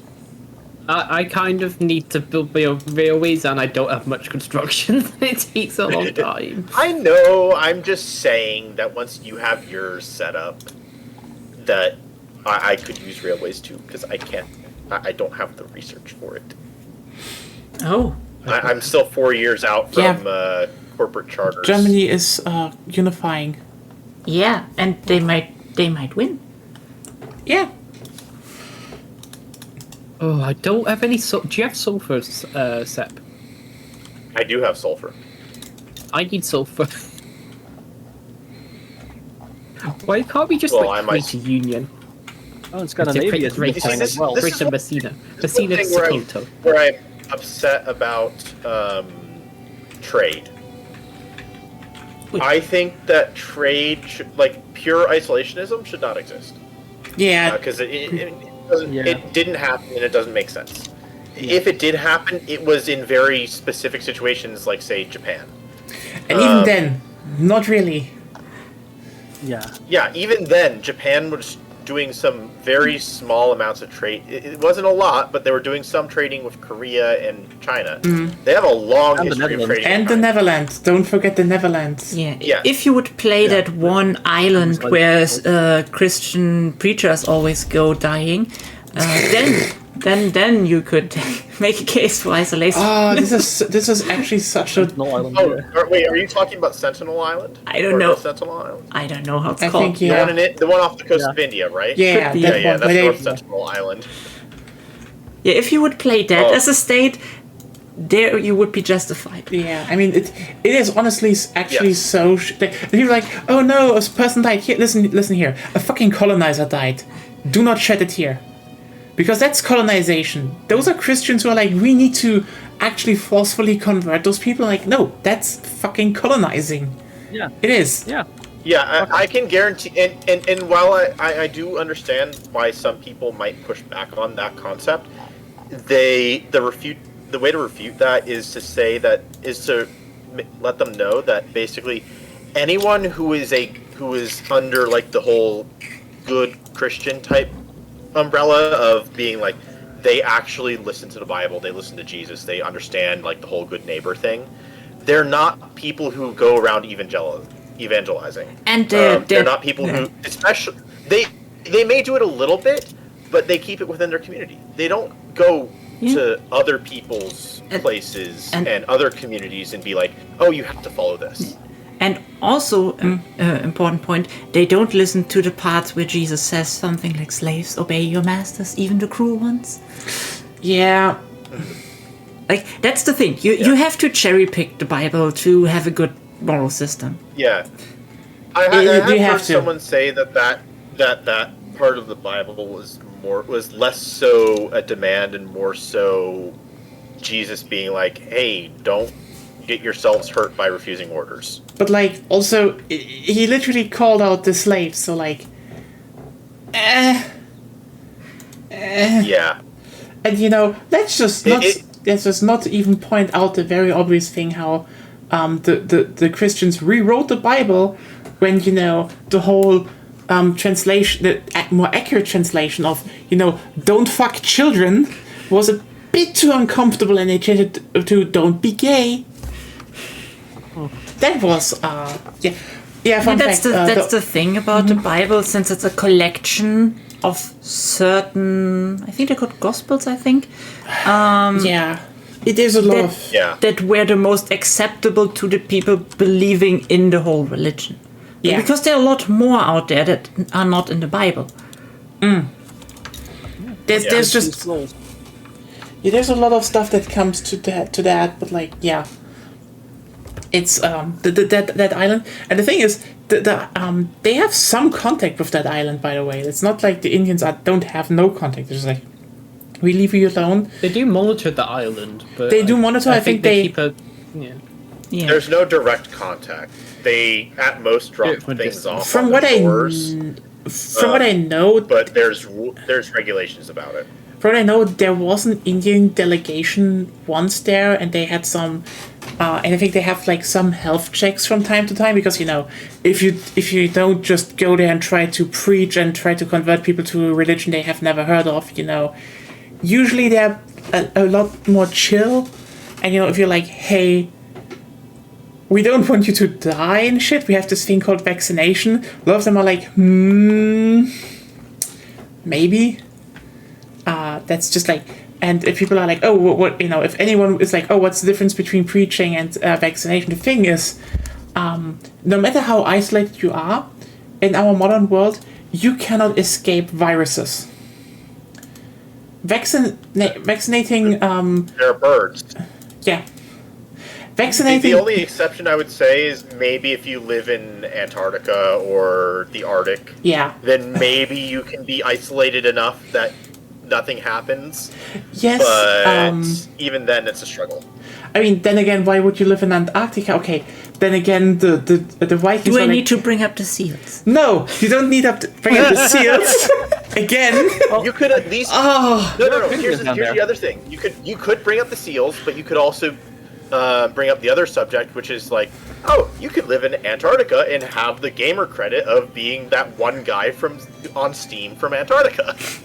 I guess. See? Yeah, I guess. But also, like, I want to point out... But if you have internet there, like, not... Are we talking satellite internet or, like, cable internet? I think mostly satellite. I think there was a plan to mostly actually... satellite. I think there is a cable. Yeah, I think they put a cable there. So if you change your provider, then you could get viruses.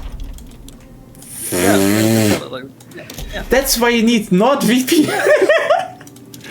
Well, no, it's you don't because it's the south, so you need Sud VPN. Oh, South VPN. That's something Ali Sud should look into. Oh. I mean, how can they compete with the Ali Nord gay girls? They have no VPN. Yet. Shit posting. But yeah, no. Basically, it's like vaccinating indigenous societies is is preventing it's preventing what happened to America after the conquistadors landed. Because keep in mind, as Zed pointed out, a lot of why the USA is such a big grid is basically this part here was just depopulated. People just died out before, in masses because of, illnesses and such, before the Americans were even able to reach them. It was. Yeah, if you played Civ at any time in the last 10, 15 years, I guess, you would know about the city-state named Cathioca and their Cathioca mounds. Okay. That is from, I'm not good at pronouncing it. That is from the Midwest. They had a metropolis, an actual metropolis that is comparable with some of the larger European cities at the time. It was comparable to Nohiklan, but it also had periphery cities. That entire civilization died out because of disease. Yeah. Well, it's believed that they died out because of disease. Well, there's no other explanation for how quickly they disappeared. Yeah. If I recall correctly, that specific civilization died out before Europeans landed, but there were plenty of others that. So that one was before. It wasn't before. It wasn't before there were landings in North America, but I believe that there had been landings in the Indies and Central America. So through trade, because that civilization was a big trade country, big trade civilization, they most likely were trading with people in Central America and probably in the Indies as well. Or one very... Because the Gulf is very traversable. Or one very endurance-heavy pick. Yeah. I mean, also, the thing is just... I checked real quick, the Mississippian people of Cahokia had the heyday during the 1100s, but by the 1400s it was all but abandoned due to common depopulation drivers such as drought and resource scarcity. Yeah, but they still exist. They still existed in a different form for self around here. But there were. Ruben, by the way, don't worry. Minor detail. Yeah. I just need influence. Oh, okay. That's everything. I just. Oh, no worries. Also, you can then do a whole. Open markets and slavery on me if you want, if you can get to me. If I get the chance, sure. Yeah. There's it's like Cahokia is one of the big ones, but there's also the thing that I've always remembered is when Europeans first sailed into Puget Sound, where Seattle is today. The entire shore was dotted with villages that were abandoned, save for the bones of the people who lived there who died due to European disease. There were a lot of people there. All of them just died out. Completely. The whole 40 million number. I think the number is 40 million. That number that they use to say of the indigenous people, that some people like to call out as the number of indigenous people slaughtered by Europeans, is actually attributed. I think about 38 million of those I think are attributed to what do you call it? The diseases. Yeah. And just contact. Yeah, there is a reason why. The exact numbers are difficult to determine, but it is in the tens of millions. We'll never know exactly how many, but it is absolutely depopulation. Yeah, there's a reason we don't just leave people people alone. but like actively, like, you know, even the isolated island in India, they go there like every 10 years or so and fucking vaccinate the whole tribes because, I mean, aside from, you know, just the basic stuff like, you know, don't die from an infection, that's useful, by the way. No tetanus. They just don't want any harmful shit to spread. Like, you know, measles, for examples. Those are going around again. Hello, Texas. And also but no, there's a graph of corrugated average over 10 years data that shows that there's been no change. Clearly. I'm joking, by the way. In all seriousness, measles is not a joke. Just like COVID, don't mess with that shit. Get your vaccines. Yeah. Any possible adverse effects of the vaccines are much, much, much better than what could happen to anyone who has and survives through either COVID or measles. Yeah. Like, outcomes are worse if you don't have the vaccines. Yeah, I mean, You die. also let's just Well, point out. no. Even if you survive, the outcome, like the side effects are worse. Yeah. Measles will destroy your immune system. Yeah. And so, I mean, COVID will. Two. COVID won't necessarily do that, but COVID basically changes your sense of taste. It will impact your sinuses and a bunch of other senses. It's just like the potential. Yeah, exactly, Sophie. The potential of autism is like nothing compared to what these things can do to you. And The this potential is even, of like, autism of discounting, zero. you know, giving Yeah. it's giving into the fake Yeah. to what we consider fake reporting that there is causes and links between them. Those links are more correlation and not causation. Yeah. I mean, a big thing, And by the only way. correlation That there makes is just population numbers Yeah. increasing and maybe genetics being passed down in certain ways. By the way, And also like a higher ratio of diagnosis and treatment because it's more understood. yeah. Yeah. Also, big thing. That, as well as just higher survival rates for infants. Like, Yeah. infant mortality is at an all-time historical low across all of history, Yes. except maybe like the first child. Isn't it rising in the US? yeah. I thought mortality Yes. is quite high over there. Yeah, that's another depressing stat. But what I want to point out is that actually vaccination What was rates that in you said is high here? Infant Ruben, what was the stat mortality. you said? Was it? So More of a question, not yes, saying it is. but yes, but not necessarily. It's high relatively to some other nations, but it's not so much because of anti-vaccinations. It's genetics. It's a genetics thing. not only that, no, a family it's- friend of ours a family friend of ours is a neonatal nurse who used to work for Stanford at their medical school. Oh, okay. So she's well informed about infant mortality. I mean, stuff. also the thing about infant mortality in the US is just to a big degree that while in every other, you know, Western country, if you're pregnant, and the thing is, labor, like, is not good. Like, it's actually very, very hard on the body. And basically in every other country, you go to the hospital. No problem.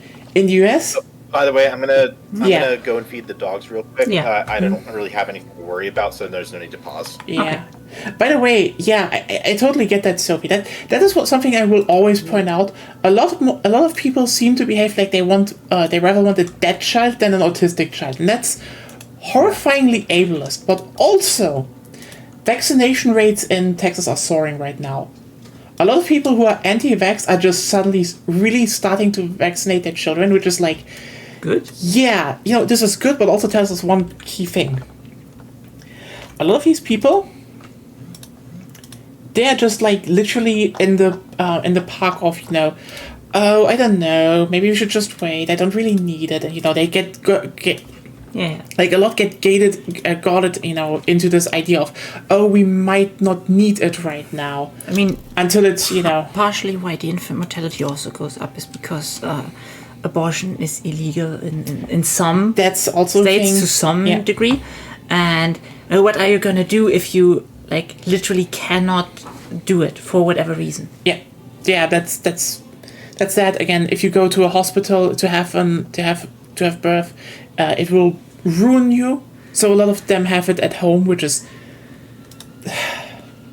Listen, even if this is a choice, and I know why this is a choice, bad idea.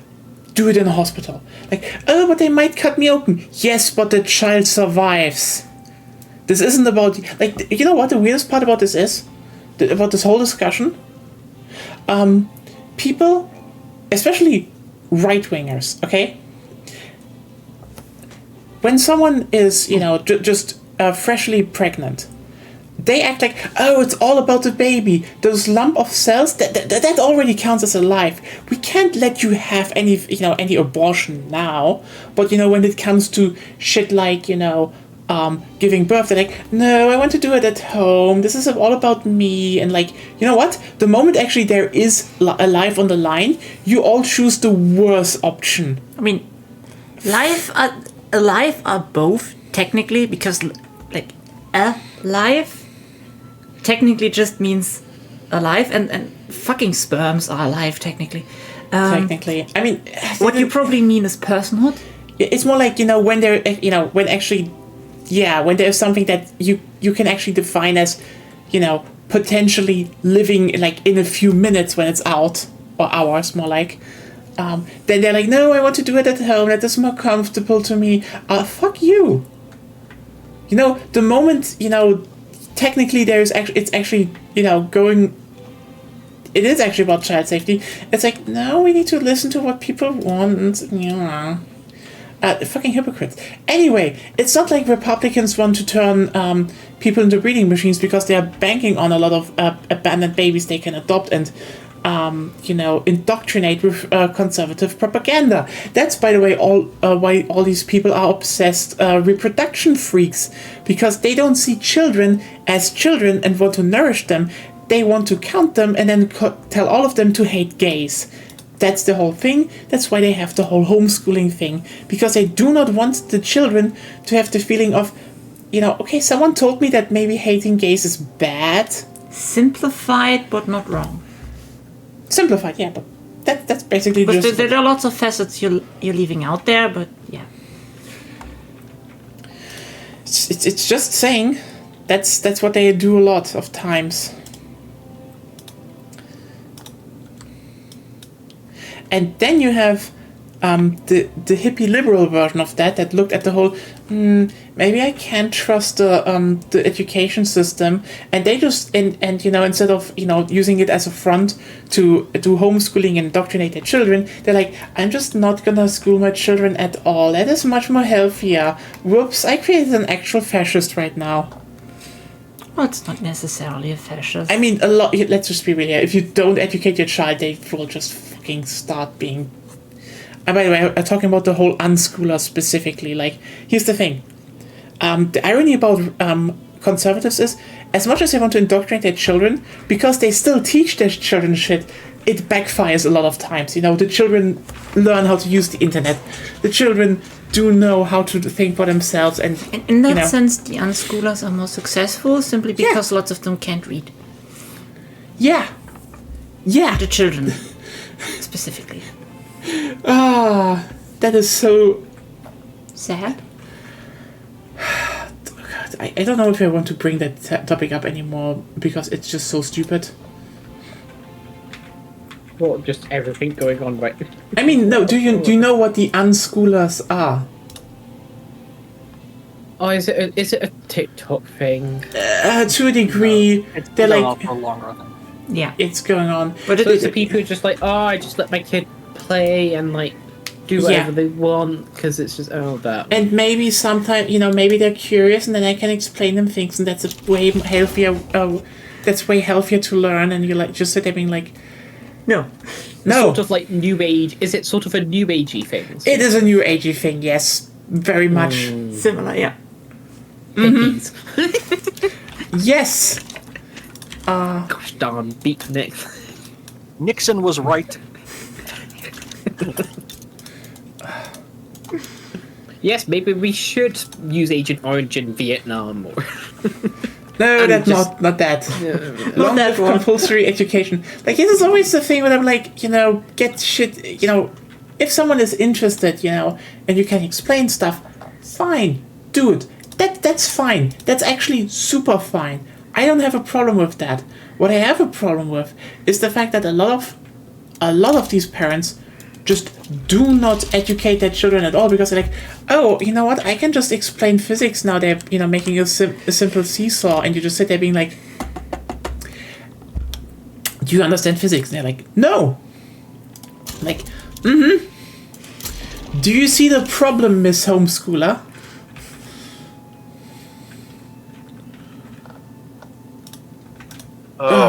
I come back and I hear the No, the dreaded homeschooler, words. sorry. Unschooler, sorry. Hey, it's about something worse, Zeb. I know, you're a teacher.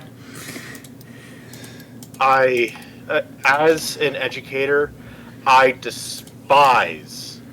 absolutely despise the concept of homeschooling. It's unschooling. I understand the necessity for people for example, people who are immunocompromised and can't go to school. Oh, yeah. Or Fair. if you're in the middle of butt-fuck like, people nowhere, who if you're have literally not near a physical school and you issues- can't go everywhere. Yeah. Yeah. If you have physical issues, whether that be transportation, as in it's impossible to go to a school anywhere close by, or health reasons or whatever, if you can't make it there, then yes, that is what instances of homeschooling are for. That said, homeschooling should never be conducted by except in very minor cases, never be conducted by the parents. That's putting way too much burden on a parent in order to educate their child. Because especially in today's environment, where there's way too much device parenting, which is essentially parents that hand off their kids to a device. Oh, yeah. Where they see iPads and your phone, iPads, your smartphone, and so on as a babysitter. That is why there are so many problems with students. Alexa, babysit my kids. That's literally what happens. It's a combination. Yeah, it's a combination of the instant gratification that you get from touchscreen devices. It's also the automatic spell check and I forget what it's called, but it's like the word predictor or whatever. Yeah. There's verifiable data about how how integrated spell check damages the capacity of someone, even fully grown adults who have had proper education, and their ability to actively spell correctly, use grammar properly. And I'm not even talking. This is not a fault of meme culture. In fact, meme culture actually gets born out of this problem. Oh, yeah. Well, certain parts of meme culture gets born out of this problem. So it's not meme culture isn't the problem. It's a side effect of the problem. When in regards to like meme spellings and so on, I mean, meme spelling to a degree is a result of people pointing out that something is wrong. Like, there was a very famous meme here in Germany, like 10 years ago. It was basically, you said something like E-Bims 1, because, it's kind of a joke.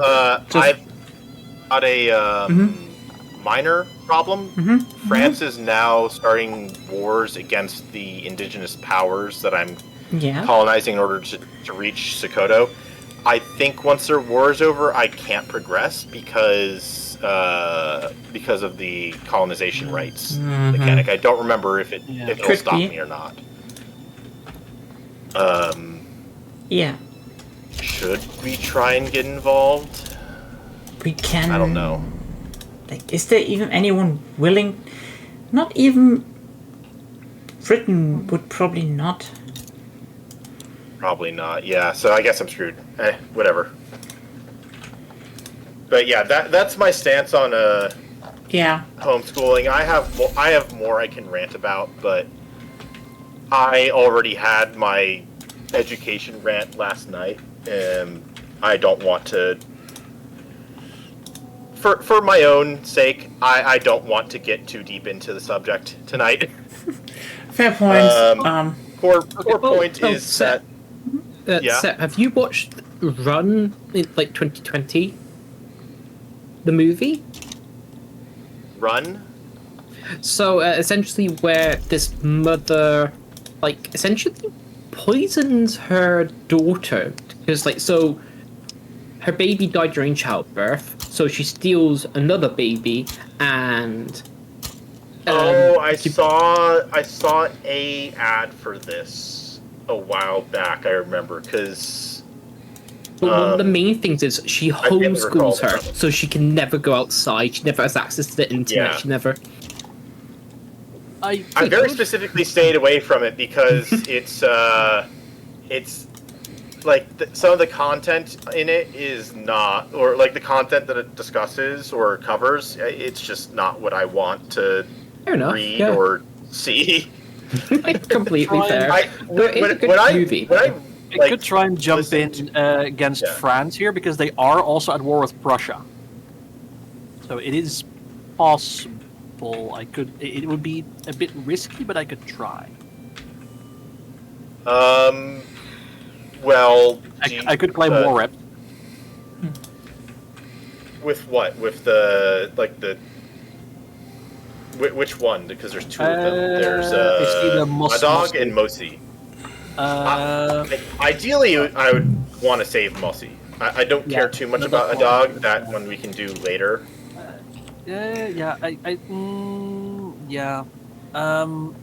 Mosi, I don't think I have a direct route to it. If I do jump in there, then they're probably just if they have troops there, they're going to just take Mosi before I could get there. Yeah. A dog, I could at least. That's the problem. I can't see like their troops on the front line. Yeah, no, with a dog, I could actually know that border between Tripolitania and France is impassable. I don't have a land border there either. That's one reason why I think Ruben should take out Wadai and colonize Tibiseti or whatever it's called. I not colonized yet. It's going to be a good bet, though. You know what? I think I will try and do something about Mosi. France really can't put in anything else against me, so. Yeah, if I can't go out to France because Tunis is in the way. But where is the thing? I guess going after Senegal would be ideal. Wait a second. Yeah. Yeah. Okay. So Tunisia isn't part of Arabia. So I'll join the war. I'll join the war with Mosi in order to get Senegal. And if I can land, then you have a way onto my border. Yeah. Yeah. Sorry. You could also naval invade, I guess. If I join on the side of Mosi, I could get like war goals off of them.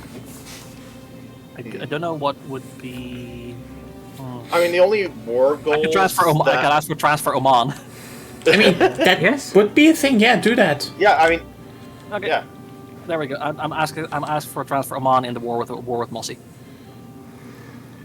And about the war, a dog, I don't think I could really do much there because I don't have a way to. I don't have a land border. So I think a dog might be lost. But it could, I sent the offer in the war with Mosi. Yeah.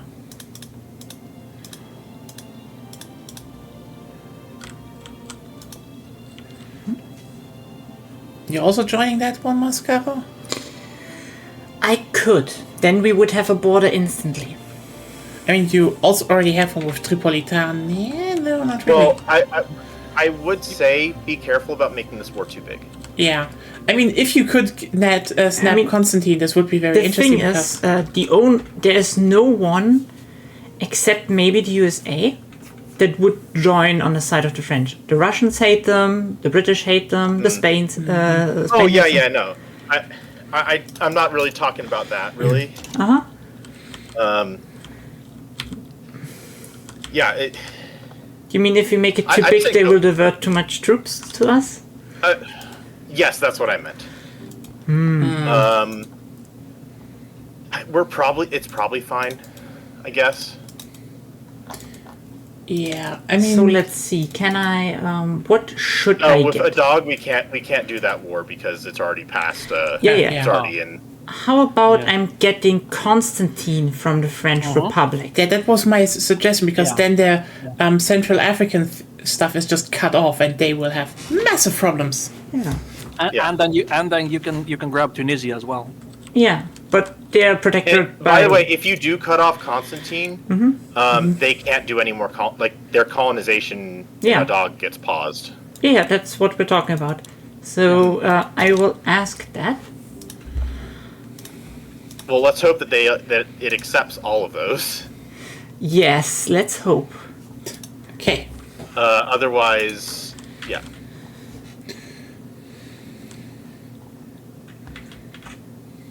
Otherwise, we're about to reach the find out part of fucking around. The best part about these streams are, they're the politics talks, but also the fucking around and finding out. And Yep. the French screaming TG. Yeah. I'm ready if you are. Yeah, I'm ready. Yeah. Let's see. My only problem is I haven't industrialized my military yet, but it'll be fine probably. I still only have line infantry, and I have the minus 58% debuff from bankruptcy. But You have line infantry? yeah, How fancy. yeah. I also have line right? infantry. What? What the fuck? I'm ready if you are. What the? What? Morocco is going in with skirmish infantry. Oh yeah, Morocco. You flexin'. Mascara. Not Yeah. Morocco. Sorry. Yeah. You're going in flexing. Somebody needs to shoot. I mean, we're also shooting, Yeah. just not as good as you, I guess. So everyone is ready, right? Yeah. I'm as ready as I can be. Well then, There we go. I might finish in about half an hour because I've got stuff to do tomorrow. Yeah. If that's okay. Oh yeah. I mean, then we can still do some Monster Hunter, I guess. The grind never ends. Woo! Looks like Siam sided with France. yeah. Oh no, how terrible. Oh no. Anyway. France's navy is garbage. France would offer me some Workles to switch sides. not that I want anything that they would offer. They wouldn't give me any conquer state. That's at the very least. That is like already a no-go. But also game rules for this session. You know what I realized might end up being a problem for me is when the French conquer Adog, there might be a moment in which they push over into my territory. Maybe. Might. But hey, as long as you actually have the Senegal, then you will be much safer. And then I can give you the rest of If the I Senegal. have, yeah. Yes, I would Oh, well. appreciate that, especially since it comes with a port. Now, at that point, I can actually trade stuff. Well, think about trading stuff. Yeah. If you stop being so isolationist. Yes. Well, That's the at other that problem. point, someone could force me to stop being isolationist. I am slightly afraid of these underpowered, under manpower, like 1 divisions. Slightly afraid of them.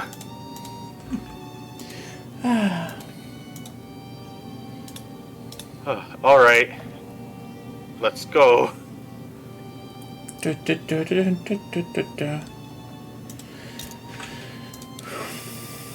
Nice. Integrated in 10 months. That's good.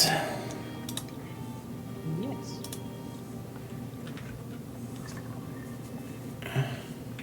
Oh, have they? Denmark's colonizing Africa. Oh, they've stopped their war. Oh. Cowards. They were in a war. Oh. Shit. That's rough. Oh, the Roman Republic is a thing. Especially since they're going to annex me. Potentially. Uh-oh. Well, me as well. We need to be fast. We can still save this. Here's how Messina can still win. With the power of God. We will see how With the things power go. of God and the Sunni ulema. Oh god. Oh no. They've got a 30 stack. I mean, all their armies are still kind of tired. Ooh, that's minus 30. That is not a good front line. Lena, just hold our front line where you are. No attacking, just Man, I defending. calculated this, but man, I am bad at maths. I'm doing the other what's- fronts, Yeah, the other one. Yeah. all on defense. Because you have them all on offense for some reason. Yeah. I always have mine on offense because defense don't win wars.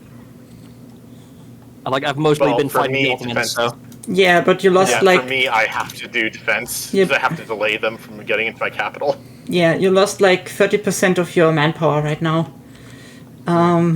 Yep. okay, we have the Senegal taken, and we're now moving to Ivory Coast front. With those. If someone could naval invade behind in Ivory Coast, then that might help alleviate some of the problems.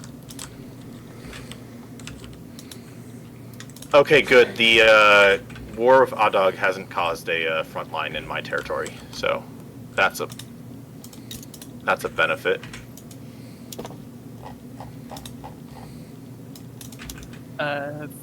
Yeah, because they Adog has granted colonization rights to France. They back down. Cowards. Cowards, all of them. But yeah, I mean, honestly, we needed to start. Ooh, the tables turn. Yes. I'll keep my army on one of my armies on defense simply just because if anything, it'll at least slow down their attack rates. We have a good. Technically No. we're losing on every front now. Oh yeah, I see that now. I'm out of the game basically. It's going back and forth in Ivory Coast, but Should we capitulate the French just to Oh, save I this see. thing? I see the problem. They made peace with Prussia. Yeah, We said Yeah, that that's- already. we said that already. yeah, that's what we had mentioned I earlier. didn't. I didn't The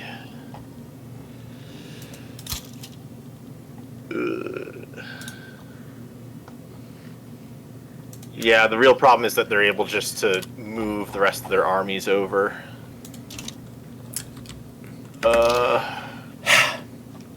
Again? We have to. They immediately stopped their war with Prussia when we attacked. Yeah, that was like, wow. I mean, makes sense. I mean- of course you would white peace Prussia at that point. Anyway, so The this thing just- is that they were defeating, like they were in Yeah. Prussia. yeah. Yeah, they were pushing back. This is like, I mean, I totally get why they did it, but like, also, goddammit, yeah, it really is just fickle. Yeah, the AI is very fixated on play. Like always has been in older games. Well, like the Europa Engine games, the AI is so fixated on the player. Like even if you have good relations, they will still keep troops on your border while they're being actively invaded and defeated on another front. Like, Yeah. they are that like. Paradox AI always like really has it in for the player. Which is like, I get why they do it to a degree, but also, again, this just makes shit like very. Yeah, It just sucks. Because again, yeah. It should be a toggle. I think like it sort of it removes some elements of like what we did now. Like the France is tied up with Prussia. This is the opportune moment to jump in because they're Especially- distracted and immediately like like peace out on a war they were winning to go fight some other powers that don't In really Africa. matter. Yeah. Like it removes sort of the simulationist element, the historical element. It's just not fun. There is a argument that I could see someone. So this is the training that I guess I had when doing standardized testing prep, where I see multiple sides of an argument. There could be an argument had where it would maybe make sense for a somewhat winning France in a Prussia war to say, hey, we'll just take a little bit of stuff. Like, we're not going to go full total war right now. I mean, yes, but they That's not white really a piece. thing that they're They had doing. a bunch of war. They had a bunch of war goals In order to put down the rebels in their rightfully owned land. Yeah, I mean that is more the thing is more like they do this because they want to, Alan is a player. Yeah. As also like they had a whole bunch of war goals on Prussia that they could have pressed that they didn't press in order to move like hundreds of thousands of troops into Africa to defeat some minor power. Like that's so, like, I get what you mean. Well, I also even when I don't want to, I can kind of see like multiple sides of an argument sometimes, but it's it's still It's annoying. At the very least, it should be like some like we've said before with the AI in general. It should be some kind of a toggle. Like how aggressive do you want the AI to be? Like how much do you want the AI to just hate the player? Because this is just the AI picking on players. Period. I mean, also it just makes no sense. Optional. Like they white pieced the better choice. Oh yeah, you lose a few, you lose a few things, but like, But you can actively conquer that back. yeah, like you would gain shit in Prussia. Prussia. You prevent unification. Yeah, this is like Yeah. they just white pieced something that made no sense to them. Yeah. Oh yeah, by the way, Thank you. No problem. have you also seen the really stupid article that The Atlantic has published today? Which one? Oh, what is it Headline. this time? It's weird that eggs were ever cheap. Eggs are cheap. Not in the US anymore. Well, I feel like they're pretty cheap here. I've seen. I mean, yeah, they are cheap in Europe. So eggs were cheap, but they've gotten very, very expensive, partly because of the bird flu epidemic. Yeah, there's a lot of stuff about that. That the eggs got expensive in USA, but now some are like, why did we expect eggs to be cheap anyway? It's like, shut the fuck up. Because chickens pop them out like every other day. Yeah. So if you like, ever actually had chickens around, here's the thing. they produce a ton of them. The thing is, even if we had more sustainable chicken farming, eggs would still be relatively cheap. Like historically, eggs were consumed more during like economic hardship types, like during the Depression and stuff like that. Yep. I think actually there was the Wall Street Journal. They were doing a podcast that was specifically about this, and they were like, yeah, back in the Depression, eggs were massively popular. They moved from chicken meat to eggs because it's cheaper. Yep. People had more people had chickens at the time as well. Like these days, most people no longer have chickens. I mean, also a lot of them And had ducks. Like ducks were very popular actually.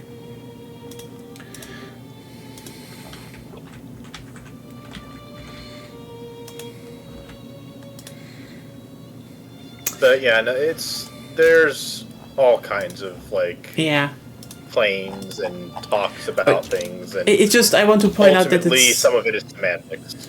Yeah, I just want to say it is very hilarious that they are just like, why do you bitch about eggs anyway? It's like, I don't know, maybe because eggs are such a central staple of the diet of billions.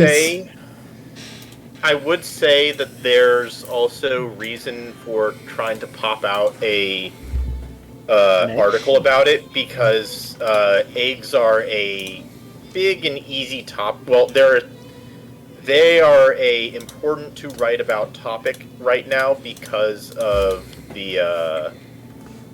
Trump's promise, basically there was a thing that Trump basically said is that he pointed out. I think it was like he pointed out the price of eggs or something early on in the campaign. He wanted to make them cheaper again, and now and people latched on to the idea, and because of that, you now have a lot of people on the left and liberals that are basically saying like they basically are saying doing whataboutisms with eggs, egg prices. Basically, I mean, here's the thing. He obviously lied about that anyway. Like, this was not a thing for him to even consider, really. Let's just be real about that part, by the way. Like, he said that because it was popular to hear. Yeah, the thing is just... It's kind of stupid that, the eggs... Again, you could do something against the bird flu, but also, like... RFK Jr., Well, actually, there's a big push, at least from the egg producers. I mean, yeah, to obviously actually vaccinate their hens. Oh yeah, obviously. Which, would make them more like the EU or Europe in terms of their. Didn't the guy you just talked about try to basically abolish vaccination in general? Yeah, that, and he wants to take away antidepressants and put people into wellness camps, which is like... That sounds totally not dystopian. No. Sarcasm off. Absolutely not dystopian. No. It can't be. Most normal thing.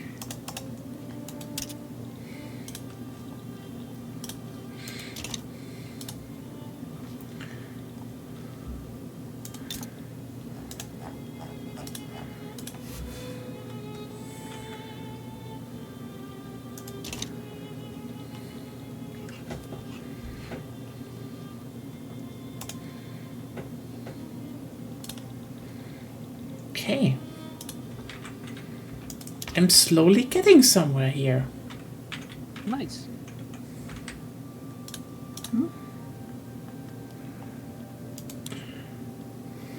I finally have enough money to actually build some universities. I'm a couple years away from getting pan-nationalism and unifying the region. Nice. Was that a cat or was that like Sep's mom? That was his mother. That was... Probably. Oh, you were probably hearing my mom. Yes, that was definitely... I was being asked if I had fed the dogs, which I did. That was mom's of her. Yeah. Let's see. There's so few actual proper resources here.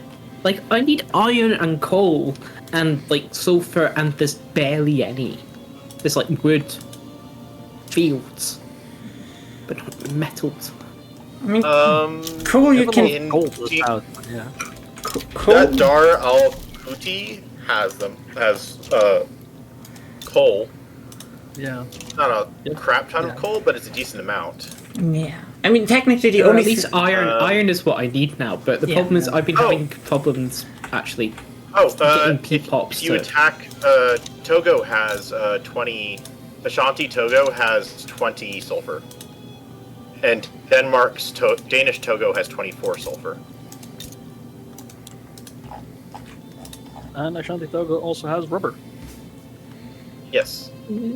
Aren't they protected by defensive pact with the US? Oh, damn. Defensive pact? Wow. Yeah. Oh boy. America. I mean, Oh wait, hold on. They don't have a little... Should I... No, wait, I can't. Never mind. I was thinking about siding with the Liberian Volt. But I can't, because I think the US is involved. Yeah, they are. And they're going to get squished instantly. Yeah. Hey, at least you have some trade now going. Probably. Yeah. Possibly. I need to get off of isolationism, but yes. I'm just declaring my interest in Senegal, then I can hopefully... Damn it, the USA really is like going hard on Tunis. They have a defensive pact. Oh, did they start? Oh, Hold on. I can demand investment rights from you, Seb. yeah. I don't mind whoever does it.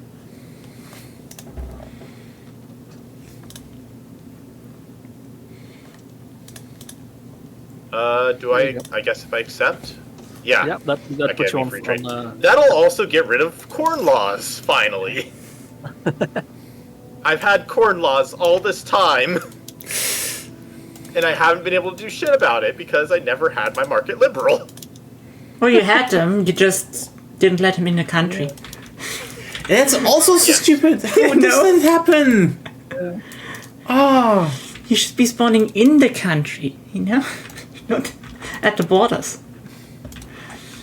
I'm sure that they tested this with countries that were like in Asia that didn't have closed borders. Or like as Japan, well where as, there's like, just, some other strict stuff. or like Japan, where there's one culture, so it doesn't matter. Yes, and so there's nowhere for someone to be exiled. yeah. France It's and Britain are going to war again. and now they do. Britain is attacking Dynam, and France has sided with Dynam.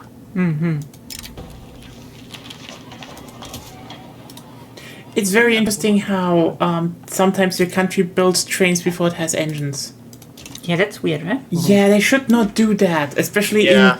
in a closed economy. I mean, I'm just importing them, but yes, how are they expecting those trains to work? It's just like we built the rails. wrong. What do you put onto the rails? problem. Yeah, so that's the problem I've actually found with a lot of the industrialization process in the game. The game incentivizes you to build railways before you end up Yeah. getting around to using your steel mills tech and your what do you call it? The engines tech. Yeah. Because it's so quick for a lot of nations to get to railways, and railways are so they're so important just for resource building, and very often when you are in the start of the game for smaller economies, you need resource building in order to fund what do you call it, the Industrialization. expansion of new industries. So I think that there's a flaw in the design, in the balance design for early game economies. Yeah. And I say this because of my experience with Portugal and Serbia and Romania. Or it's more like they can those countries. they can't in a meaningful way add to the AI that they take inputs into account. At least that much. Oh no, I'm not even talking about like the AI. I'm talking about just like the core economics and balance balance of resources. It's not very reasonable. Oh. Okay. Thank you, Ruben. No problem. It's already what do you call it? It's already like beyond that stage for. I'm blanking out right now. The economy is part of why is a part of the problem, and the rest of the problem is like the AI's struggle to actually do stuff properly. I don't know. Like depends. Like if you're isolationist, yeah, you need to get off of there, and that's to a big degree RNG. Yeah. Otherwise, you can just import most of the stuff anyway. Yeah. And then you end up in the concern of like Yeah. economics of stuff. It makes it Yeah, harder, there definitely. is- But I've done it multiple times. It's definitely possible, but if you're stuck with isolationism because you have bad rolls, then you have bad rolls. Yeah. Yeah.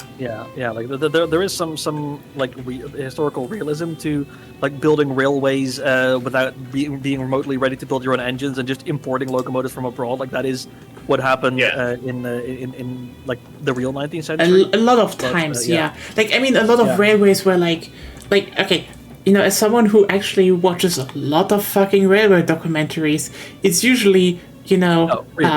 build it, and then they imported, or they helped build it, and then they imported the trains. Like for example, the Egyptian trains were sponsored. The first Egyptian railways, through the Nile Delta from Alexandria to Cairo and to the Red Sea.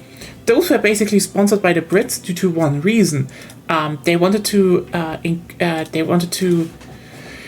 decrease the time of mail traveling between Britain and India. So they basically sponsored so that their ships can just go to Alexandria, go, and then travel through the this was before the Suez Canal.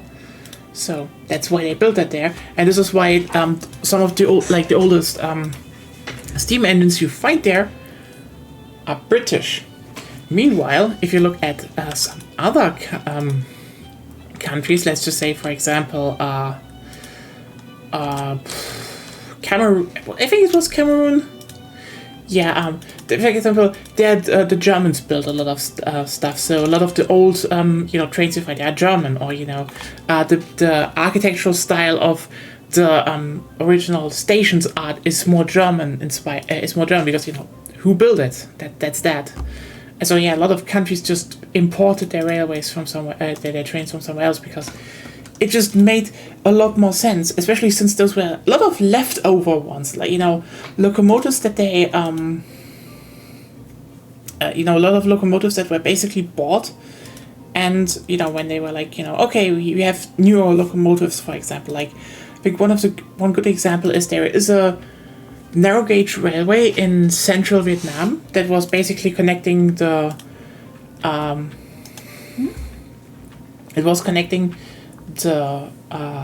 sea with the more mountainous areas, and also there was the main narrow gauge railway line that the French built. But like one of the things is that I think it was it was Swiss locomotives, but basically back in the day, it was like, oh, we need locomotives, so they just they asked around, hey, who has some locomotives? And the Swiss were like, oh yeah, you know what? We just exchanged some of our narrow gauge steam engines. The Swiss electrified it very, very fast. That's just one thing, and so those ended up in Vietnam. And interestingly, after that narrow gauge railway tried to in Switzerland, then tried to find their old, some old engines that were running on their tracks once. They then actually bought and hauled those trains back from Vietnam to Switzerland to refurbish them, and they're now running on Swiss tracks again. There are wild stories out there. But yeah, I mean, Why do they want their trains back again? Sorry. It's a historical thing. It ran on Swiss railways, and because they were still preserved, because they were used in Vietnam, they were like, okay, we're buying them, and we are like actually hauling them back to Switzerland, and they restored them for there. like historical purposes. Yeah, that was that. That was like actually a few years ago, even that happens. It happens to this day, because like there's just some railway. There are just some things where it just makes more sense to buy in. Like for example, oh, you build high-speed rail. Just buy from someone who actually has something going on there. Also, one of a major thing. Why do you think that the U.S. is buying Shinkansen trains? No. There is a plan for Texas. Not the U.S., but the Texas private high-speed enterprise in the U.S. Yes, and even that. Was on the brink of not going through, because they had a deal with Japan Rail for the Texas high-speed rail system. But by the way, other systems like the Acela is built by Alstom, but might be replaced by Velaros. California high-speed rail and the Las Vegas connection, Velaros by Alstom.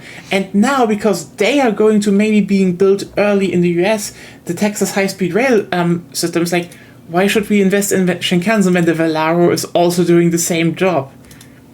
It might be that it's all Siemens in the future. But what's also interesting?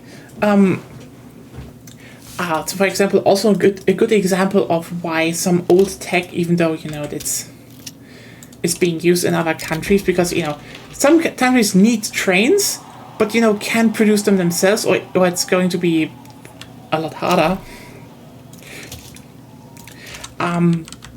Thailand, for example. So, Thailand is actually using on some of their major lines, like, so you know that Tangier Market line that actually goes that actually goes like through this market street, where they have to hold back everything. They are actually using old Japan Rail diesel engine, cars, because first of all, for basically two reasons. First, they have a narrow gauge railway, which honestly, a lot of countries are stuck with narrow gauge railways, which sucks. They should be upgraded to standard gauge. It's just a better gauge. Sorry, narrow gauge has its place somewhere, but just so many countries deserve a better railway gauge. I'm saying it here. Upgrade those gauges. Give them something better. But the thing is, so because Japan actually still has, the main Japanese railway network, not the Shinkansen network, is narrow gauge. So that actually fit. So, they could just buy in old, they could buy in old multiple unit trains, diesel engine ones, because, Japan actually, they still electrified to a degree. So they have diesel stuff, but they are all also electrified. But a key reason why they're doing it. So,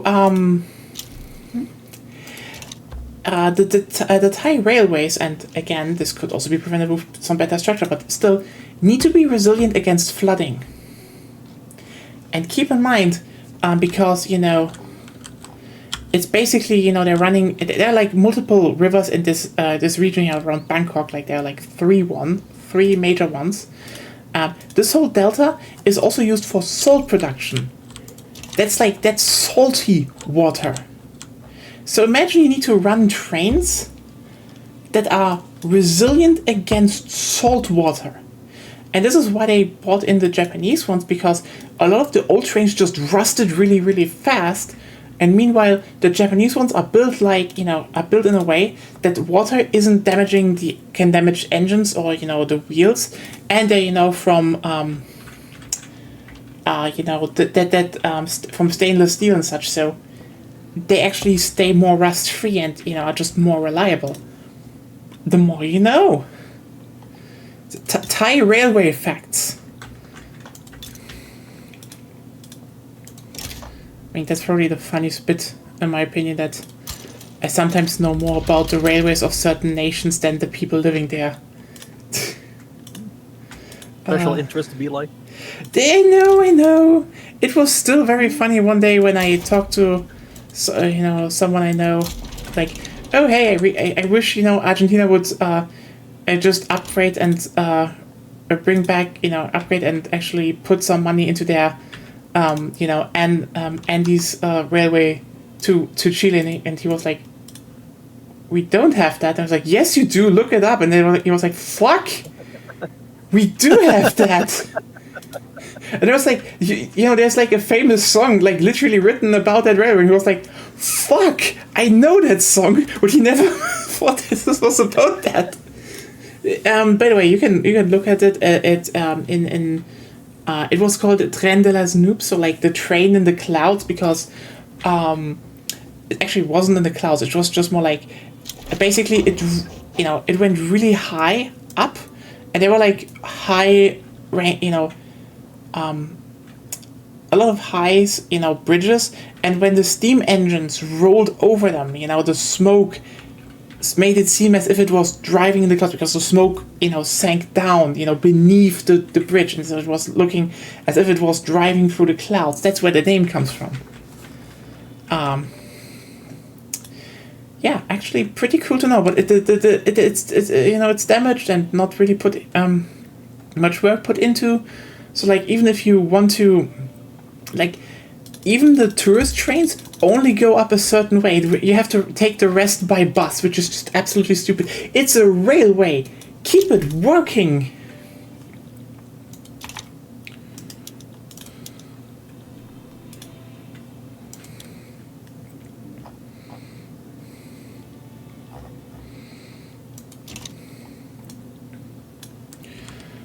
And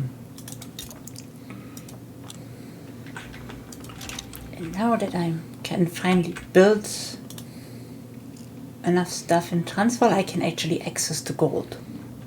Nice. Okay, you know what? I think we won't add Monster Hunter after this stream. My fucking joints on the arms are hurting. I'm tired, and I really just want to go to bed later. You should probably go to bed. Please, for the next 14 hours.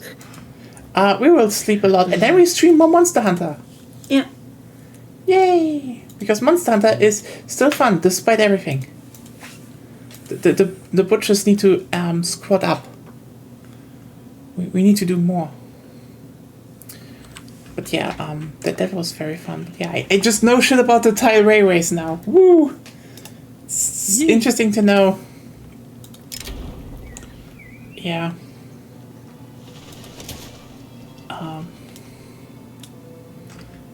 It's generally kind of interesting because like also railways are just like it's so fascinating because depending on where you grow up, railways either are like a symbol of freedom, for example in Europe, where they just were like literally the reason why cities were connected, why villages had access to the wider world around them, and it's just there wouldn't be anything without the railways. And then you look into Africa and it's like, oh boy, most of it is just fucking exploitation.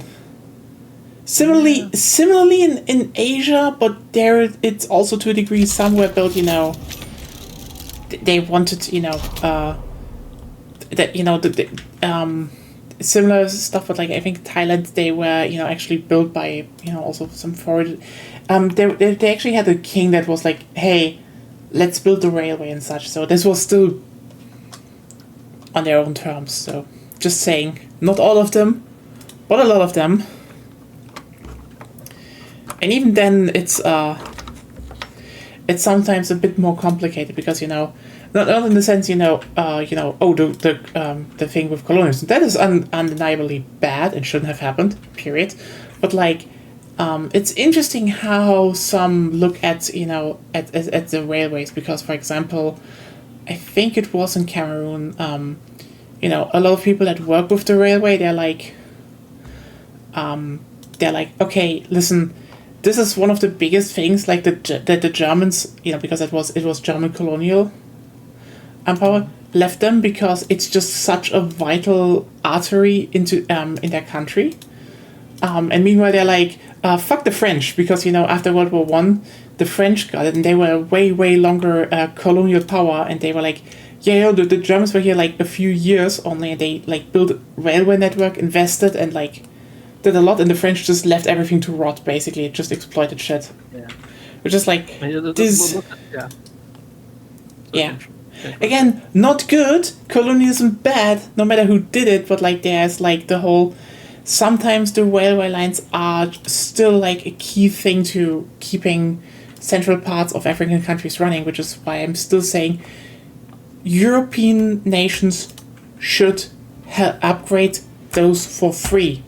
If we ever want to repay fucking colonialism, one way to start is actually giving these people the upgrading the infrastructure they have instead of just letting it rot. That's one thing. Like, look at India as well. Like very much, the legacy of colonialism, but the railway network. Oh yeah, the railway network is like so integral to them. India as a nation could not exist as it is today without the railways. Period. And you can see how they invest in it because here's the thing.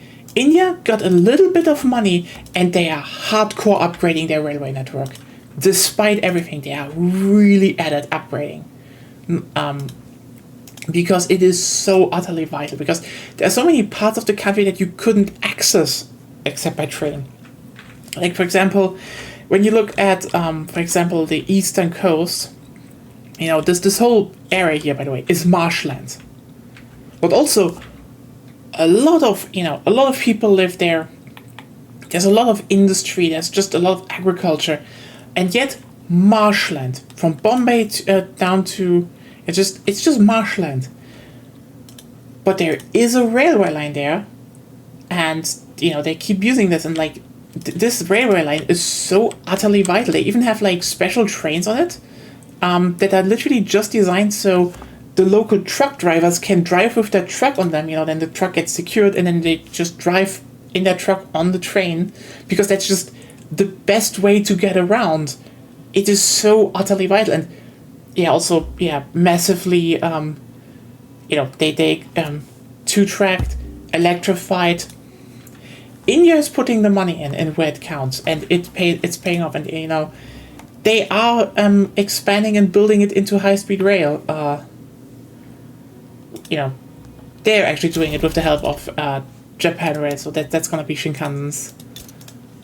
I mean, hell, they're literally building a metro network that is basically just the Shinkansen network. It is kind of impressive.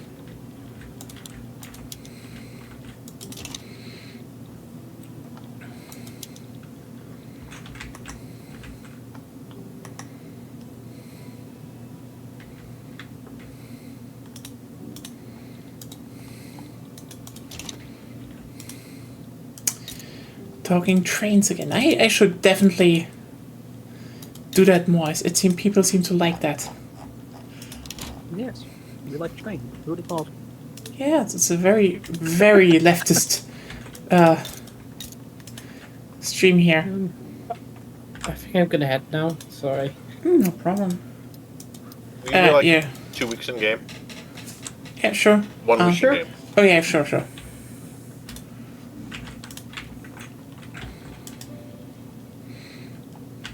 I just want to finish building something that hopefully allows me to make the company that I want to make.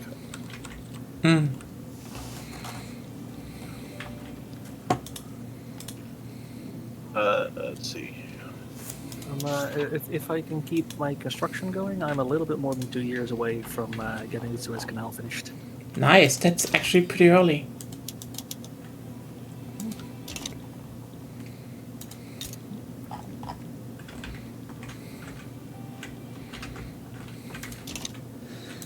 You know what's weird? That the pro-slavery movement that has a revolution in my country will mostly take the states with the slaves. That doesn't make much sense. I mean, I guess, but I mean, that's where the slavers will live, though. I mean, yes, but slavers aren't that many, Yeah. Yeah. Yeah, I mean, like, it's the same thing happened in the U.S. The Confederacy was all the slave states. Yeah, fair. Like the Suez Canal, actually. Not even all the slave states, actually. No, but Maryland I mean, was a slave state. yeah, no, but But they like, will- I think like all the Confederacy was slave states. But they were like longer established, like Yeah. like Reichstadt and Transvaal, they're like 14 years. Yeah. Again, in Yeah. my control after the revolution, basically. Yeah. Also, like, the Suez Canal, like in real life, was finished in 1869. So oh they're wow, actually, so like, you're behind schedule Yeah. actually. Yeah.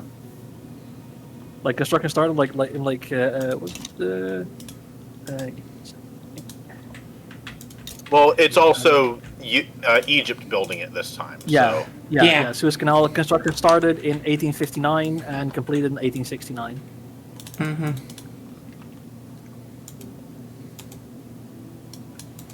Okay, Like, but yeah. I'm building it myself then. Ethiopia are going pretty good right now. Although I'm reason for catching it, up but- to you.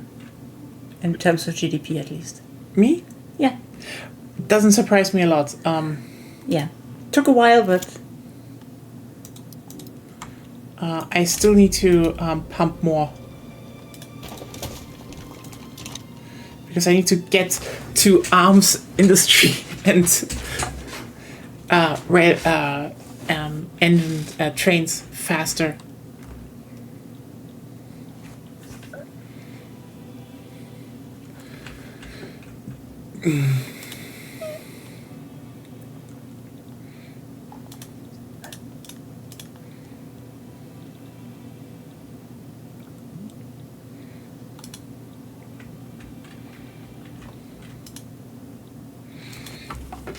Have you done what you needed, or? Almost. Okay. It turns out that I needed one more building, so in 3 weeks away.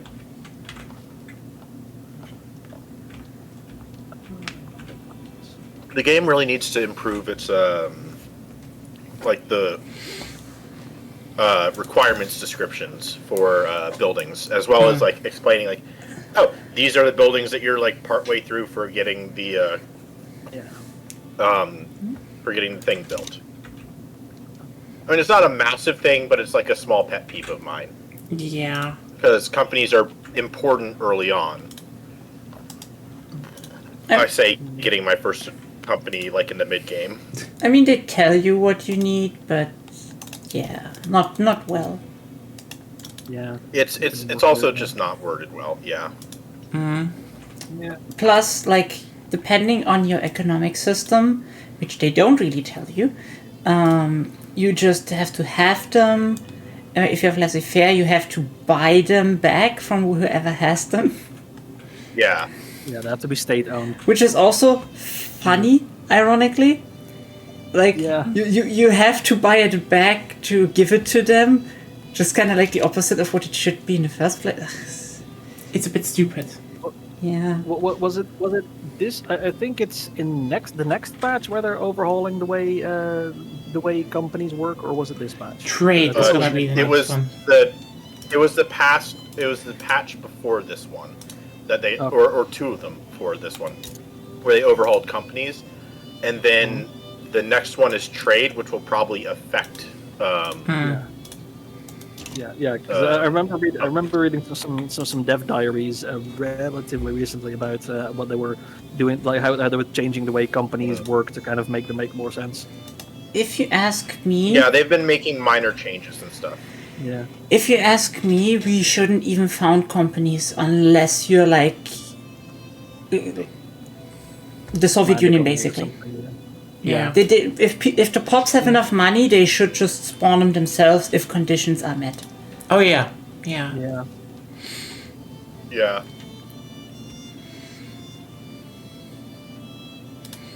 All right, I founded my company, and it's All right then. I have Argentina Green. Oh wow! What? God damn it, why? I need to expand somewhere. Then boat somewhere. Shut up. Boat. Build boaty, make boat face. Yeah, I need to do stuff first. Then I do boat face. Make my boat. God.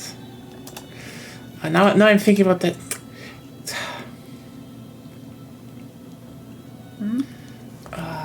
And now I'm thinking about the fact again that Scooter is making McDonald's advertisements here in Germany, Yeah. which is weird. I don't know if it's cringe or genius.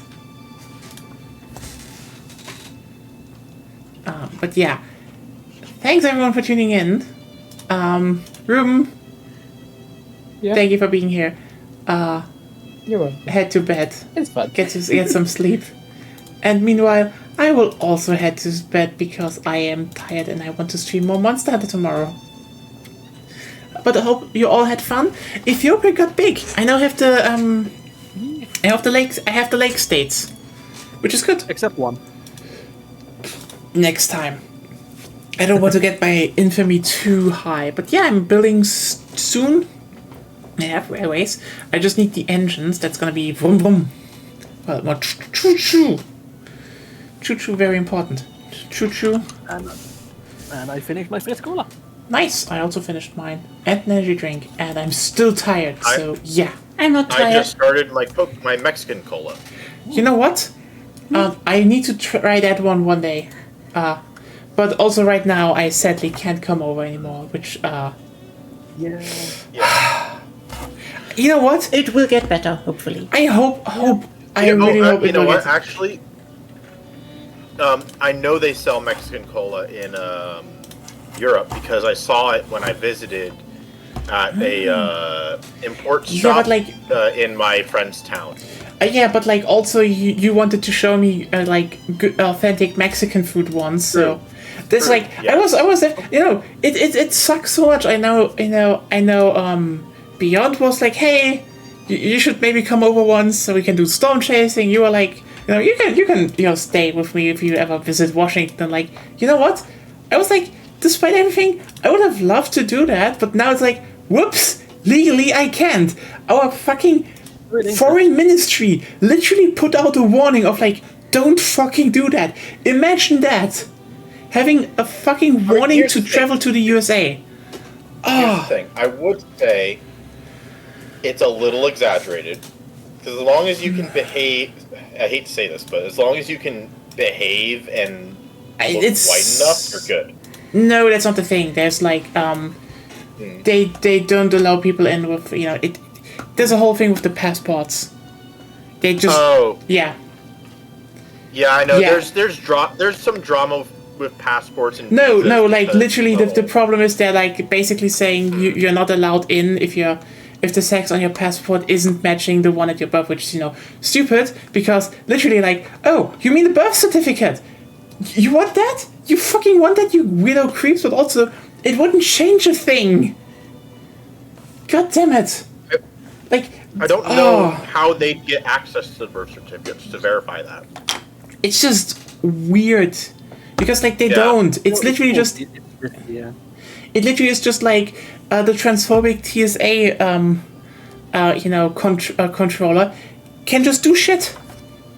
Fuck you. That's it. Yeah. Like again, our foreign ministry was like, we can help you if you really need to, but even then, it's just not recommended. We're just like, you don't really want to have that. You know what? No shit topics right now at the end. Ruben. Yeah. Get some sleep. Okay. You too. Night. Night. Night. Isn't the thing with Mexican Coke that like U.S. Coke is made with like high fructose corn syrup and Mexican Coke with sugar? Sugarcane, yes. That's the difference. A little bit, yes. Yeah. So like I'm pretty sure that over here. Yeah. Yeah. It's made I of think, pure cane over here. Okay, yeah. I don't know about if it's cane, but I do know over here. I'm pretty sure that the like brand name cola, like a big brand name cola, is made with sugar. I'm looking at Fritz, and Fritz also has sugar in the ingredients. So yeah, I mean, no. It's probably beet sugar, not cane. It's beet sugar, yes. That's the thing. In Germany and most Central European countries, it's beet sugar. Yeah. Because it's not really good. It's not good to import cane sugar to Europe. Yeah. It's just stupid. It's just like storing it and producing it is so hard regarding climate and stuff. That's just it's not prohibitively expensive, but it's pretty. It's relatively expensive, especially when you have beets alternatives like beet sugar. Yeah. So that said, it's not commercially one thing, viable. If you ever visit Central or Central America, see if you can find a sugar plantation that has a that is like open to the public, because most of them will let you chew on a cane of sugar. It's godly. I'm telling you, it is godly. Like that, like pure cane, like a cane of sugar is just so nice. I mean, you know what? It's like it's fibrous, but it's also like tasty and sweet. There's not much like it. I totally agree with you on there. But also, I just thought about the fact that probably the German equivalent to that is you can visit a salt mine and lick the walls and it's salty. It is fun to do though. Yeah. It's also a great tour. I love that mine. It's quite literally the children's yearn for the mine because it's very fun. You drive in with a train, and you have like slides and then even a boat. It's very cool. It's very cool. Yeah. Anyway, thanks everyone for tuning in. Thanks everyone for being here. Even if you've been here like the whole day for Monster Hunter, or if you're just here for Wiki 3, or if you've been there both, you're the real MVPs, by the way. Eat something. Eat something. Yes, sleep. I will do that now. because I really, really need to fucking sleep. And tomorrow, more Monster Hunter, I guess. Probably. More Monster Hunter. Probably. Yeah. Likely. And if you're in the community and also playing, we have a squad posted on the Discord server. Yeah. Have a good night, everyone. Sleep well, and we will continue this one next time. Bye. Bye. Night. Bye.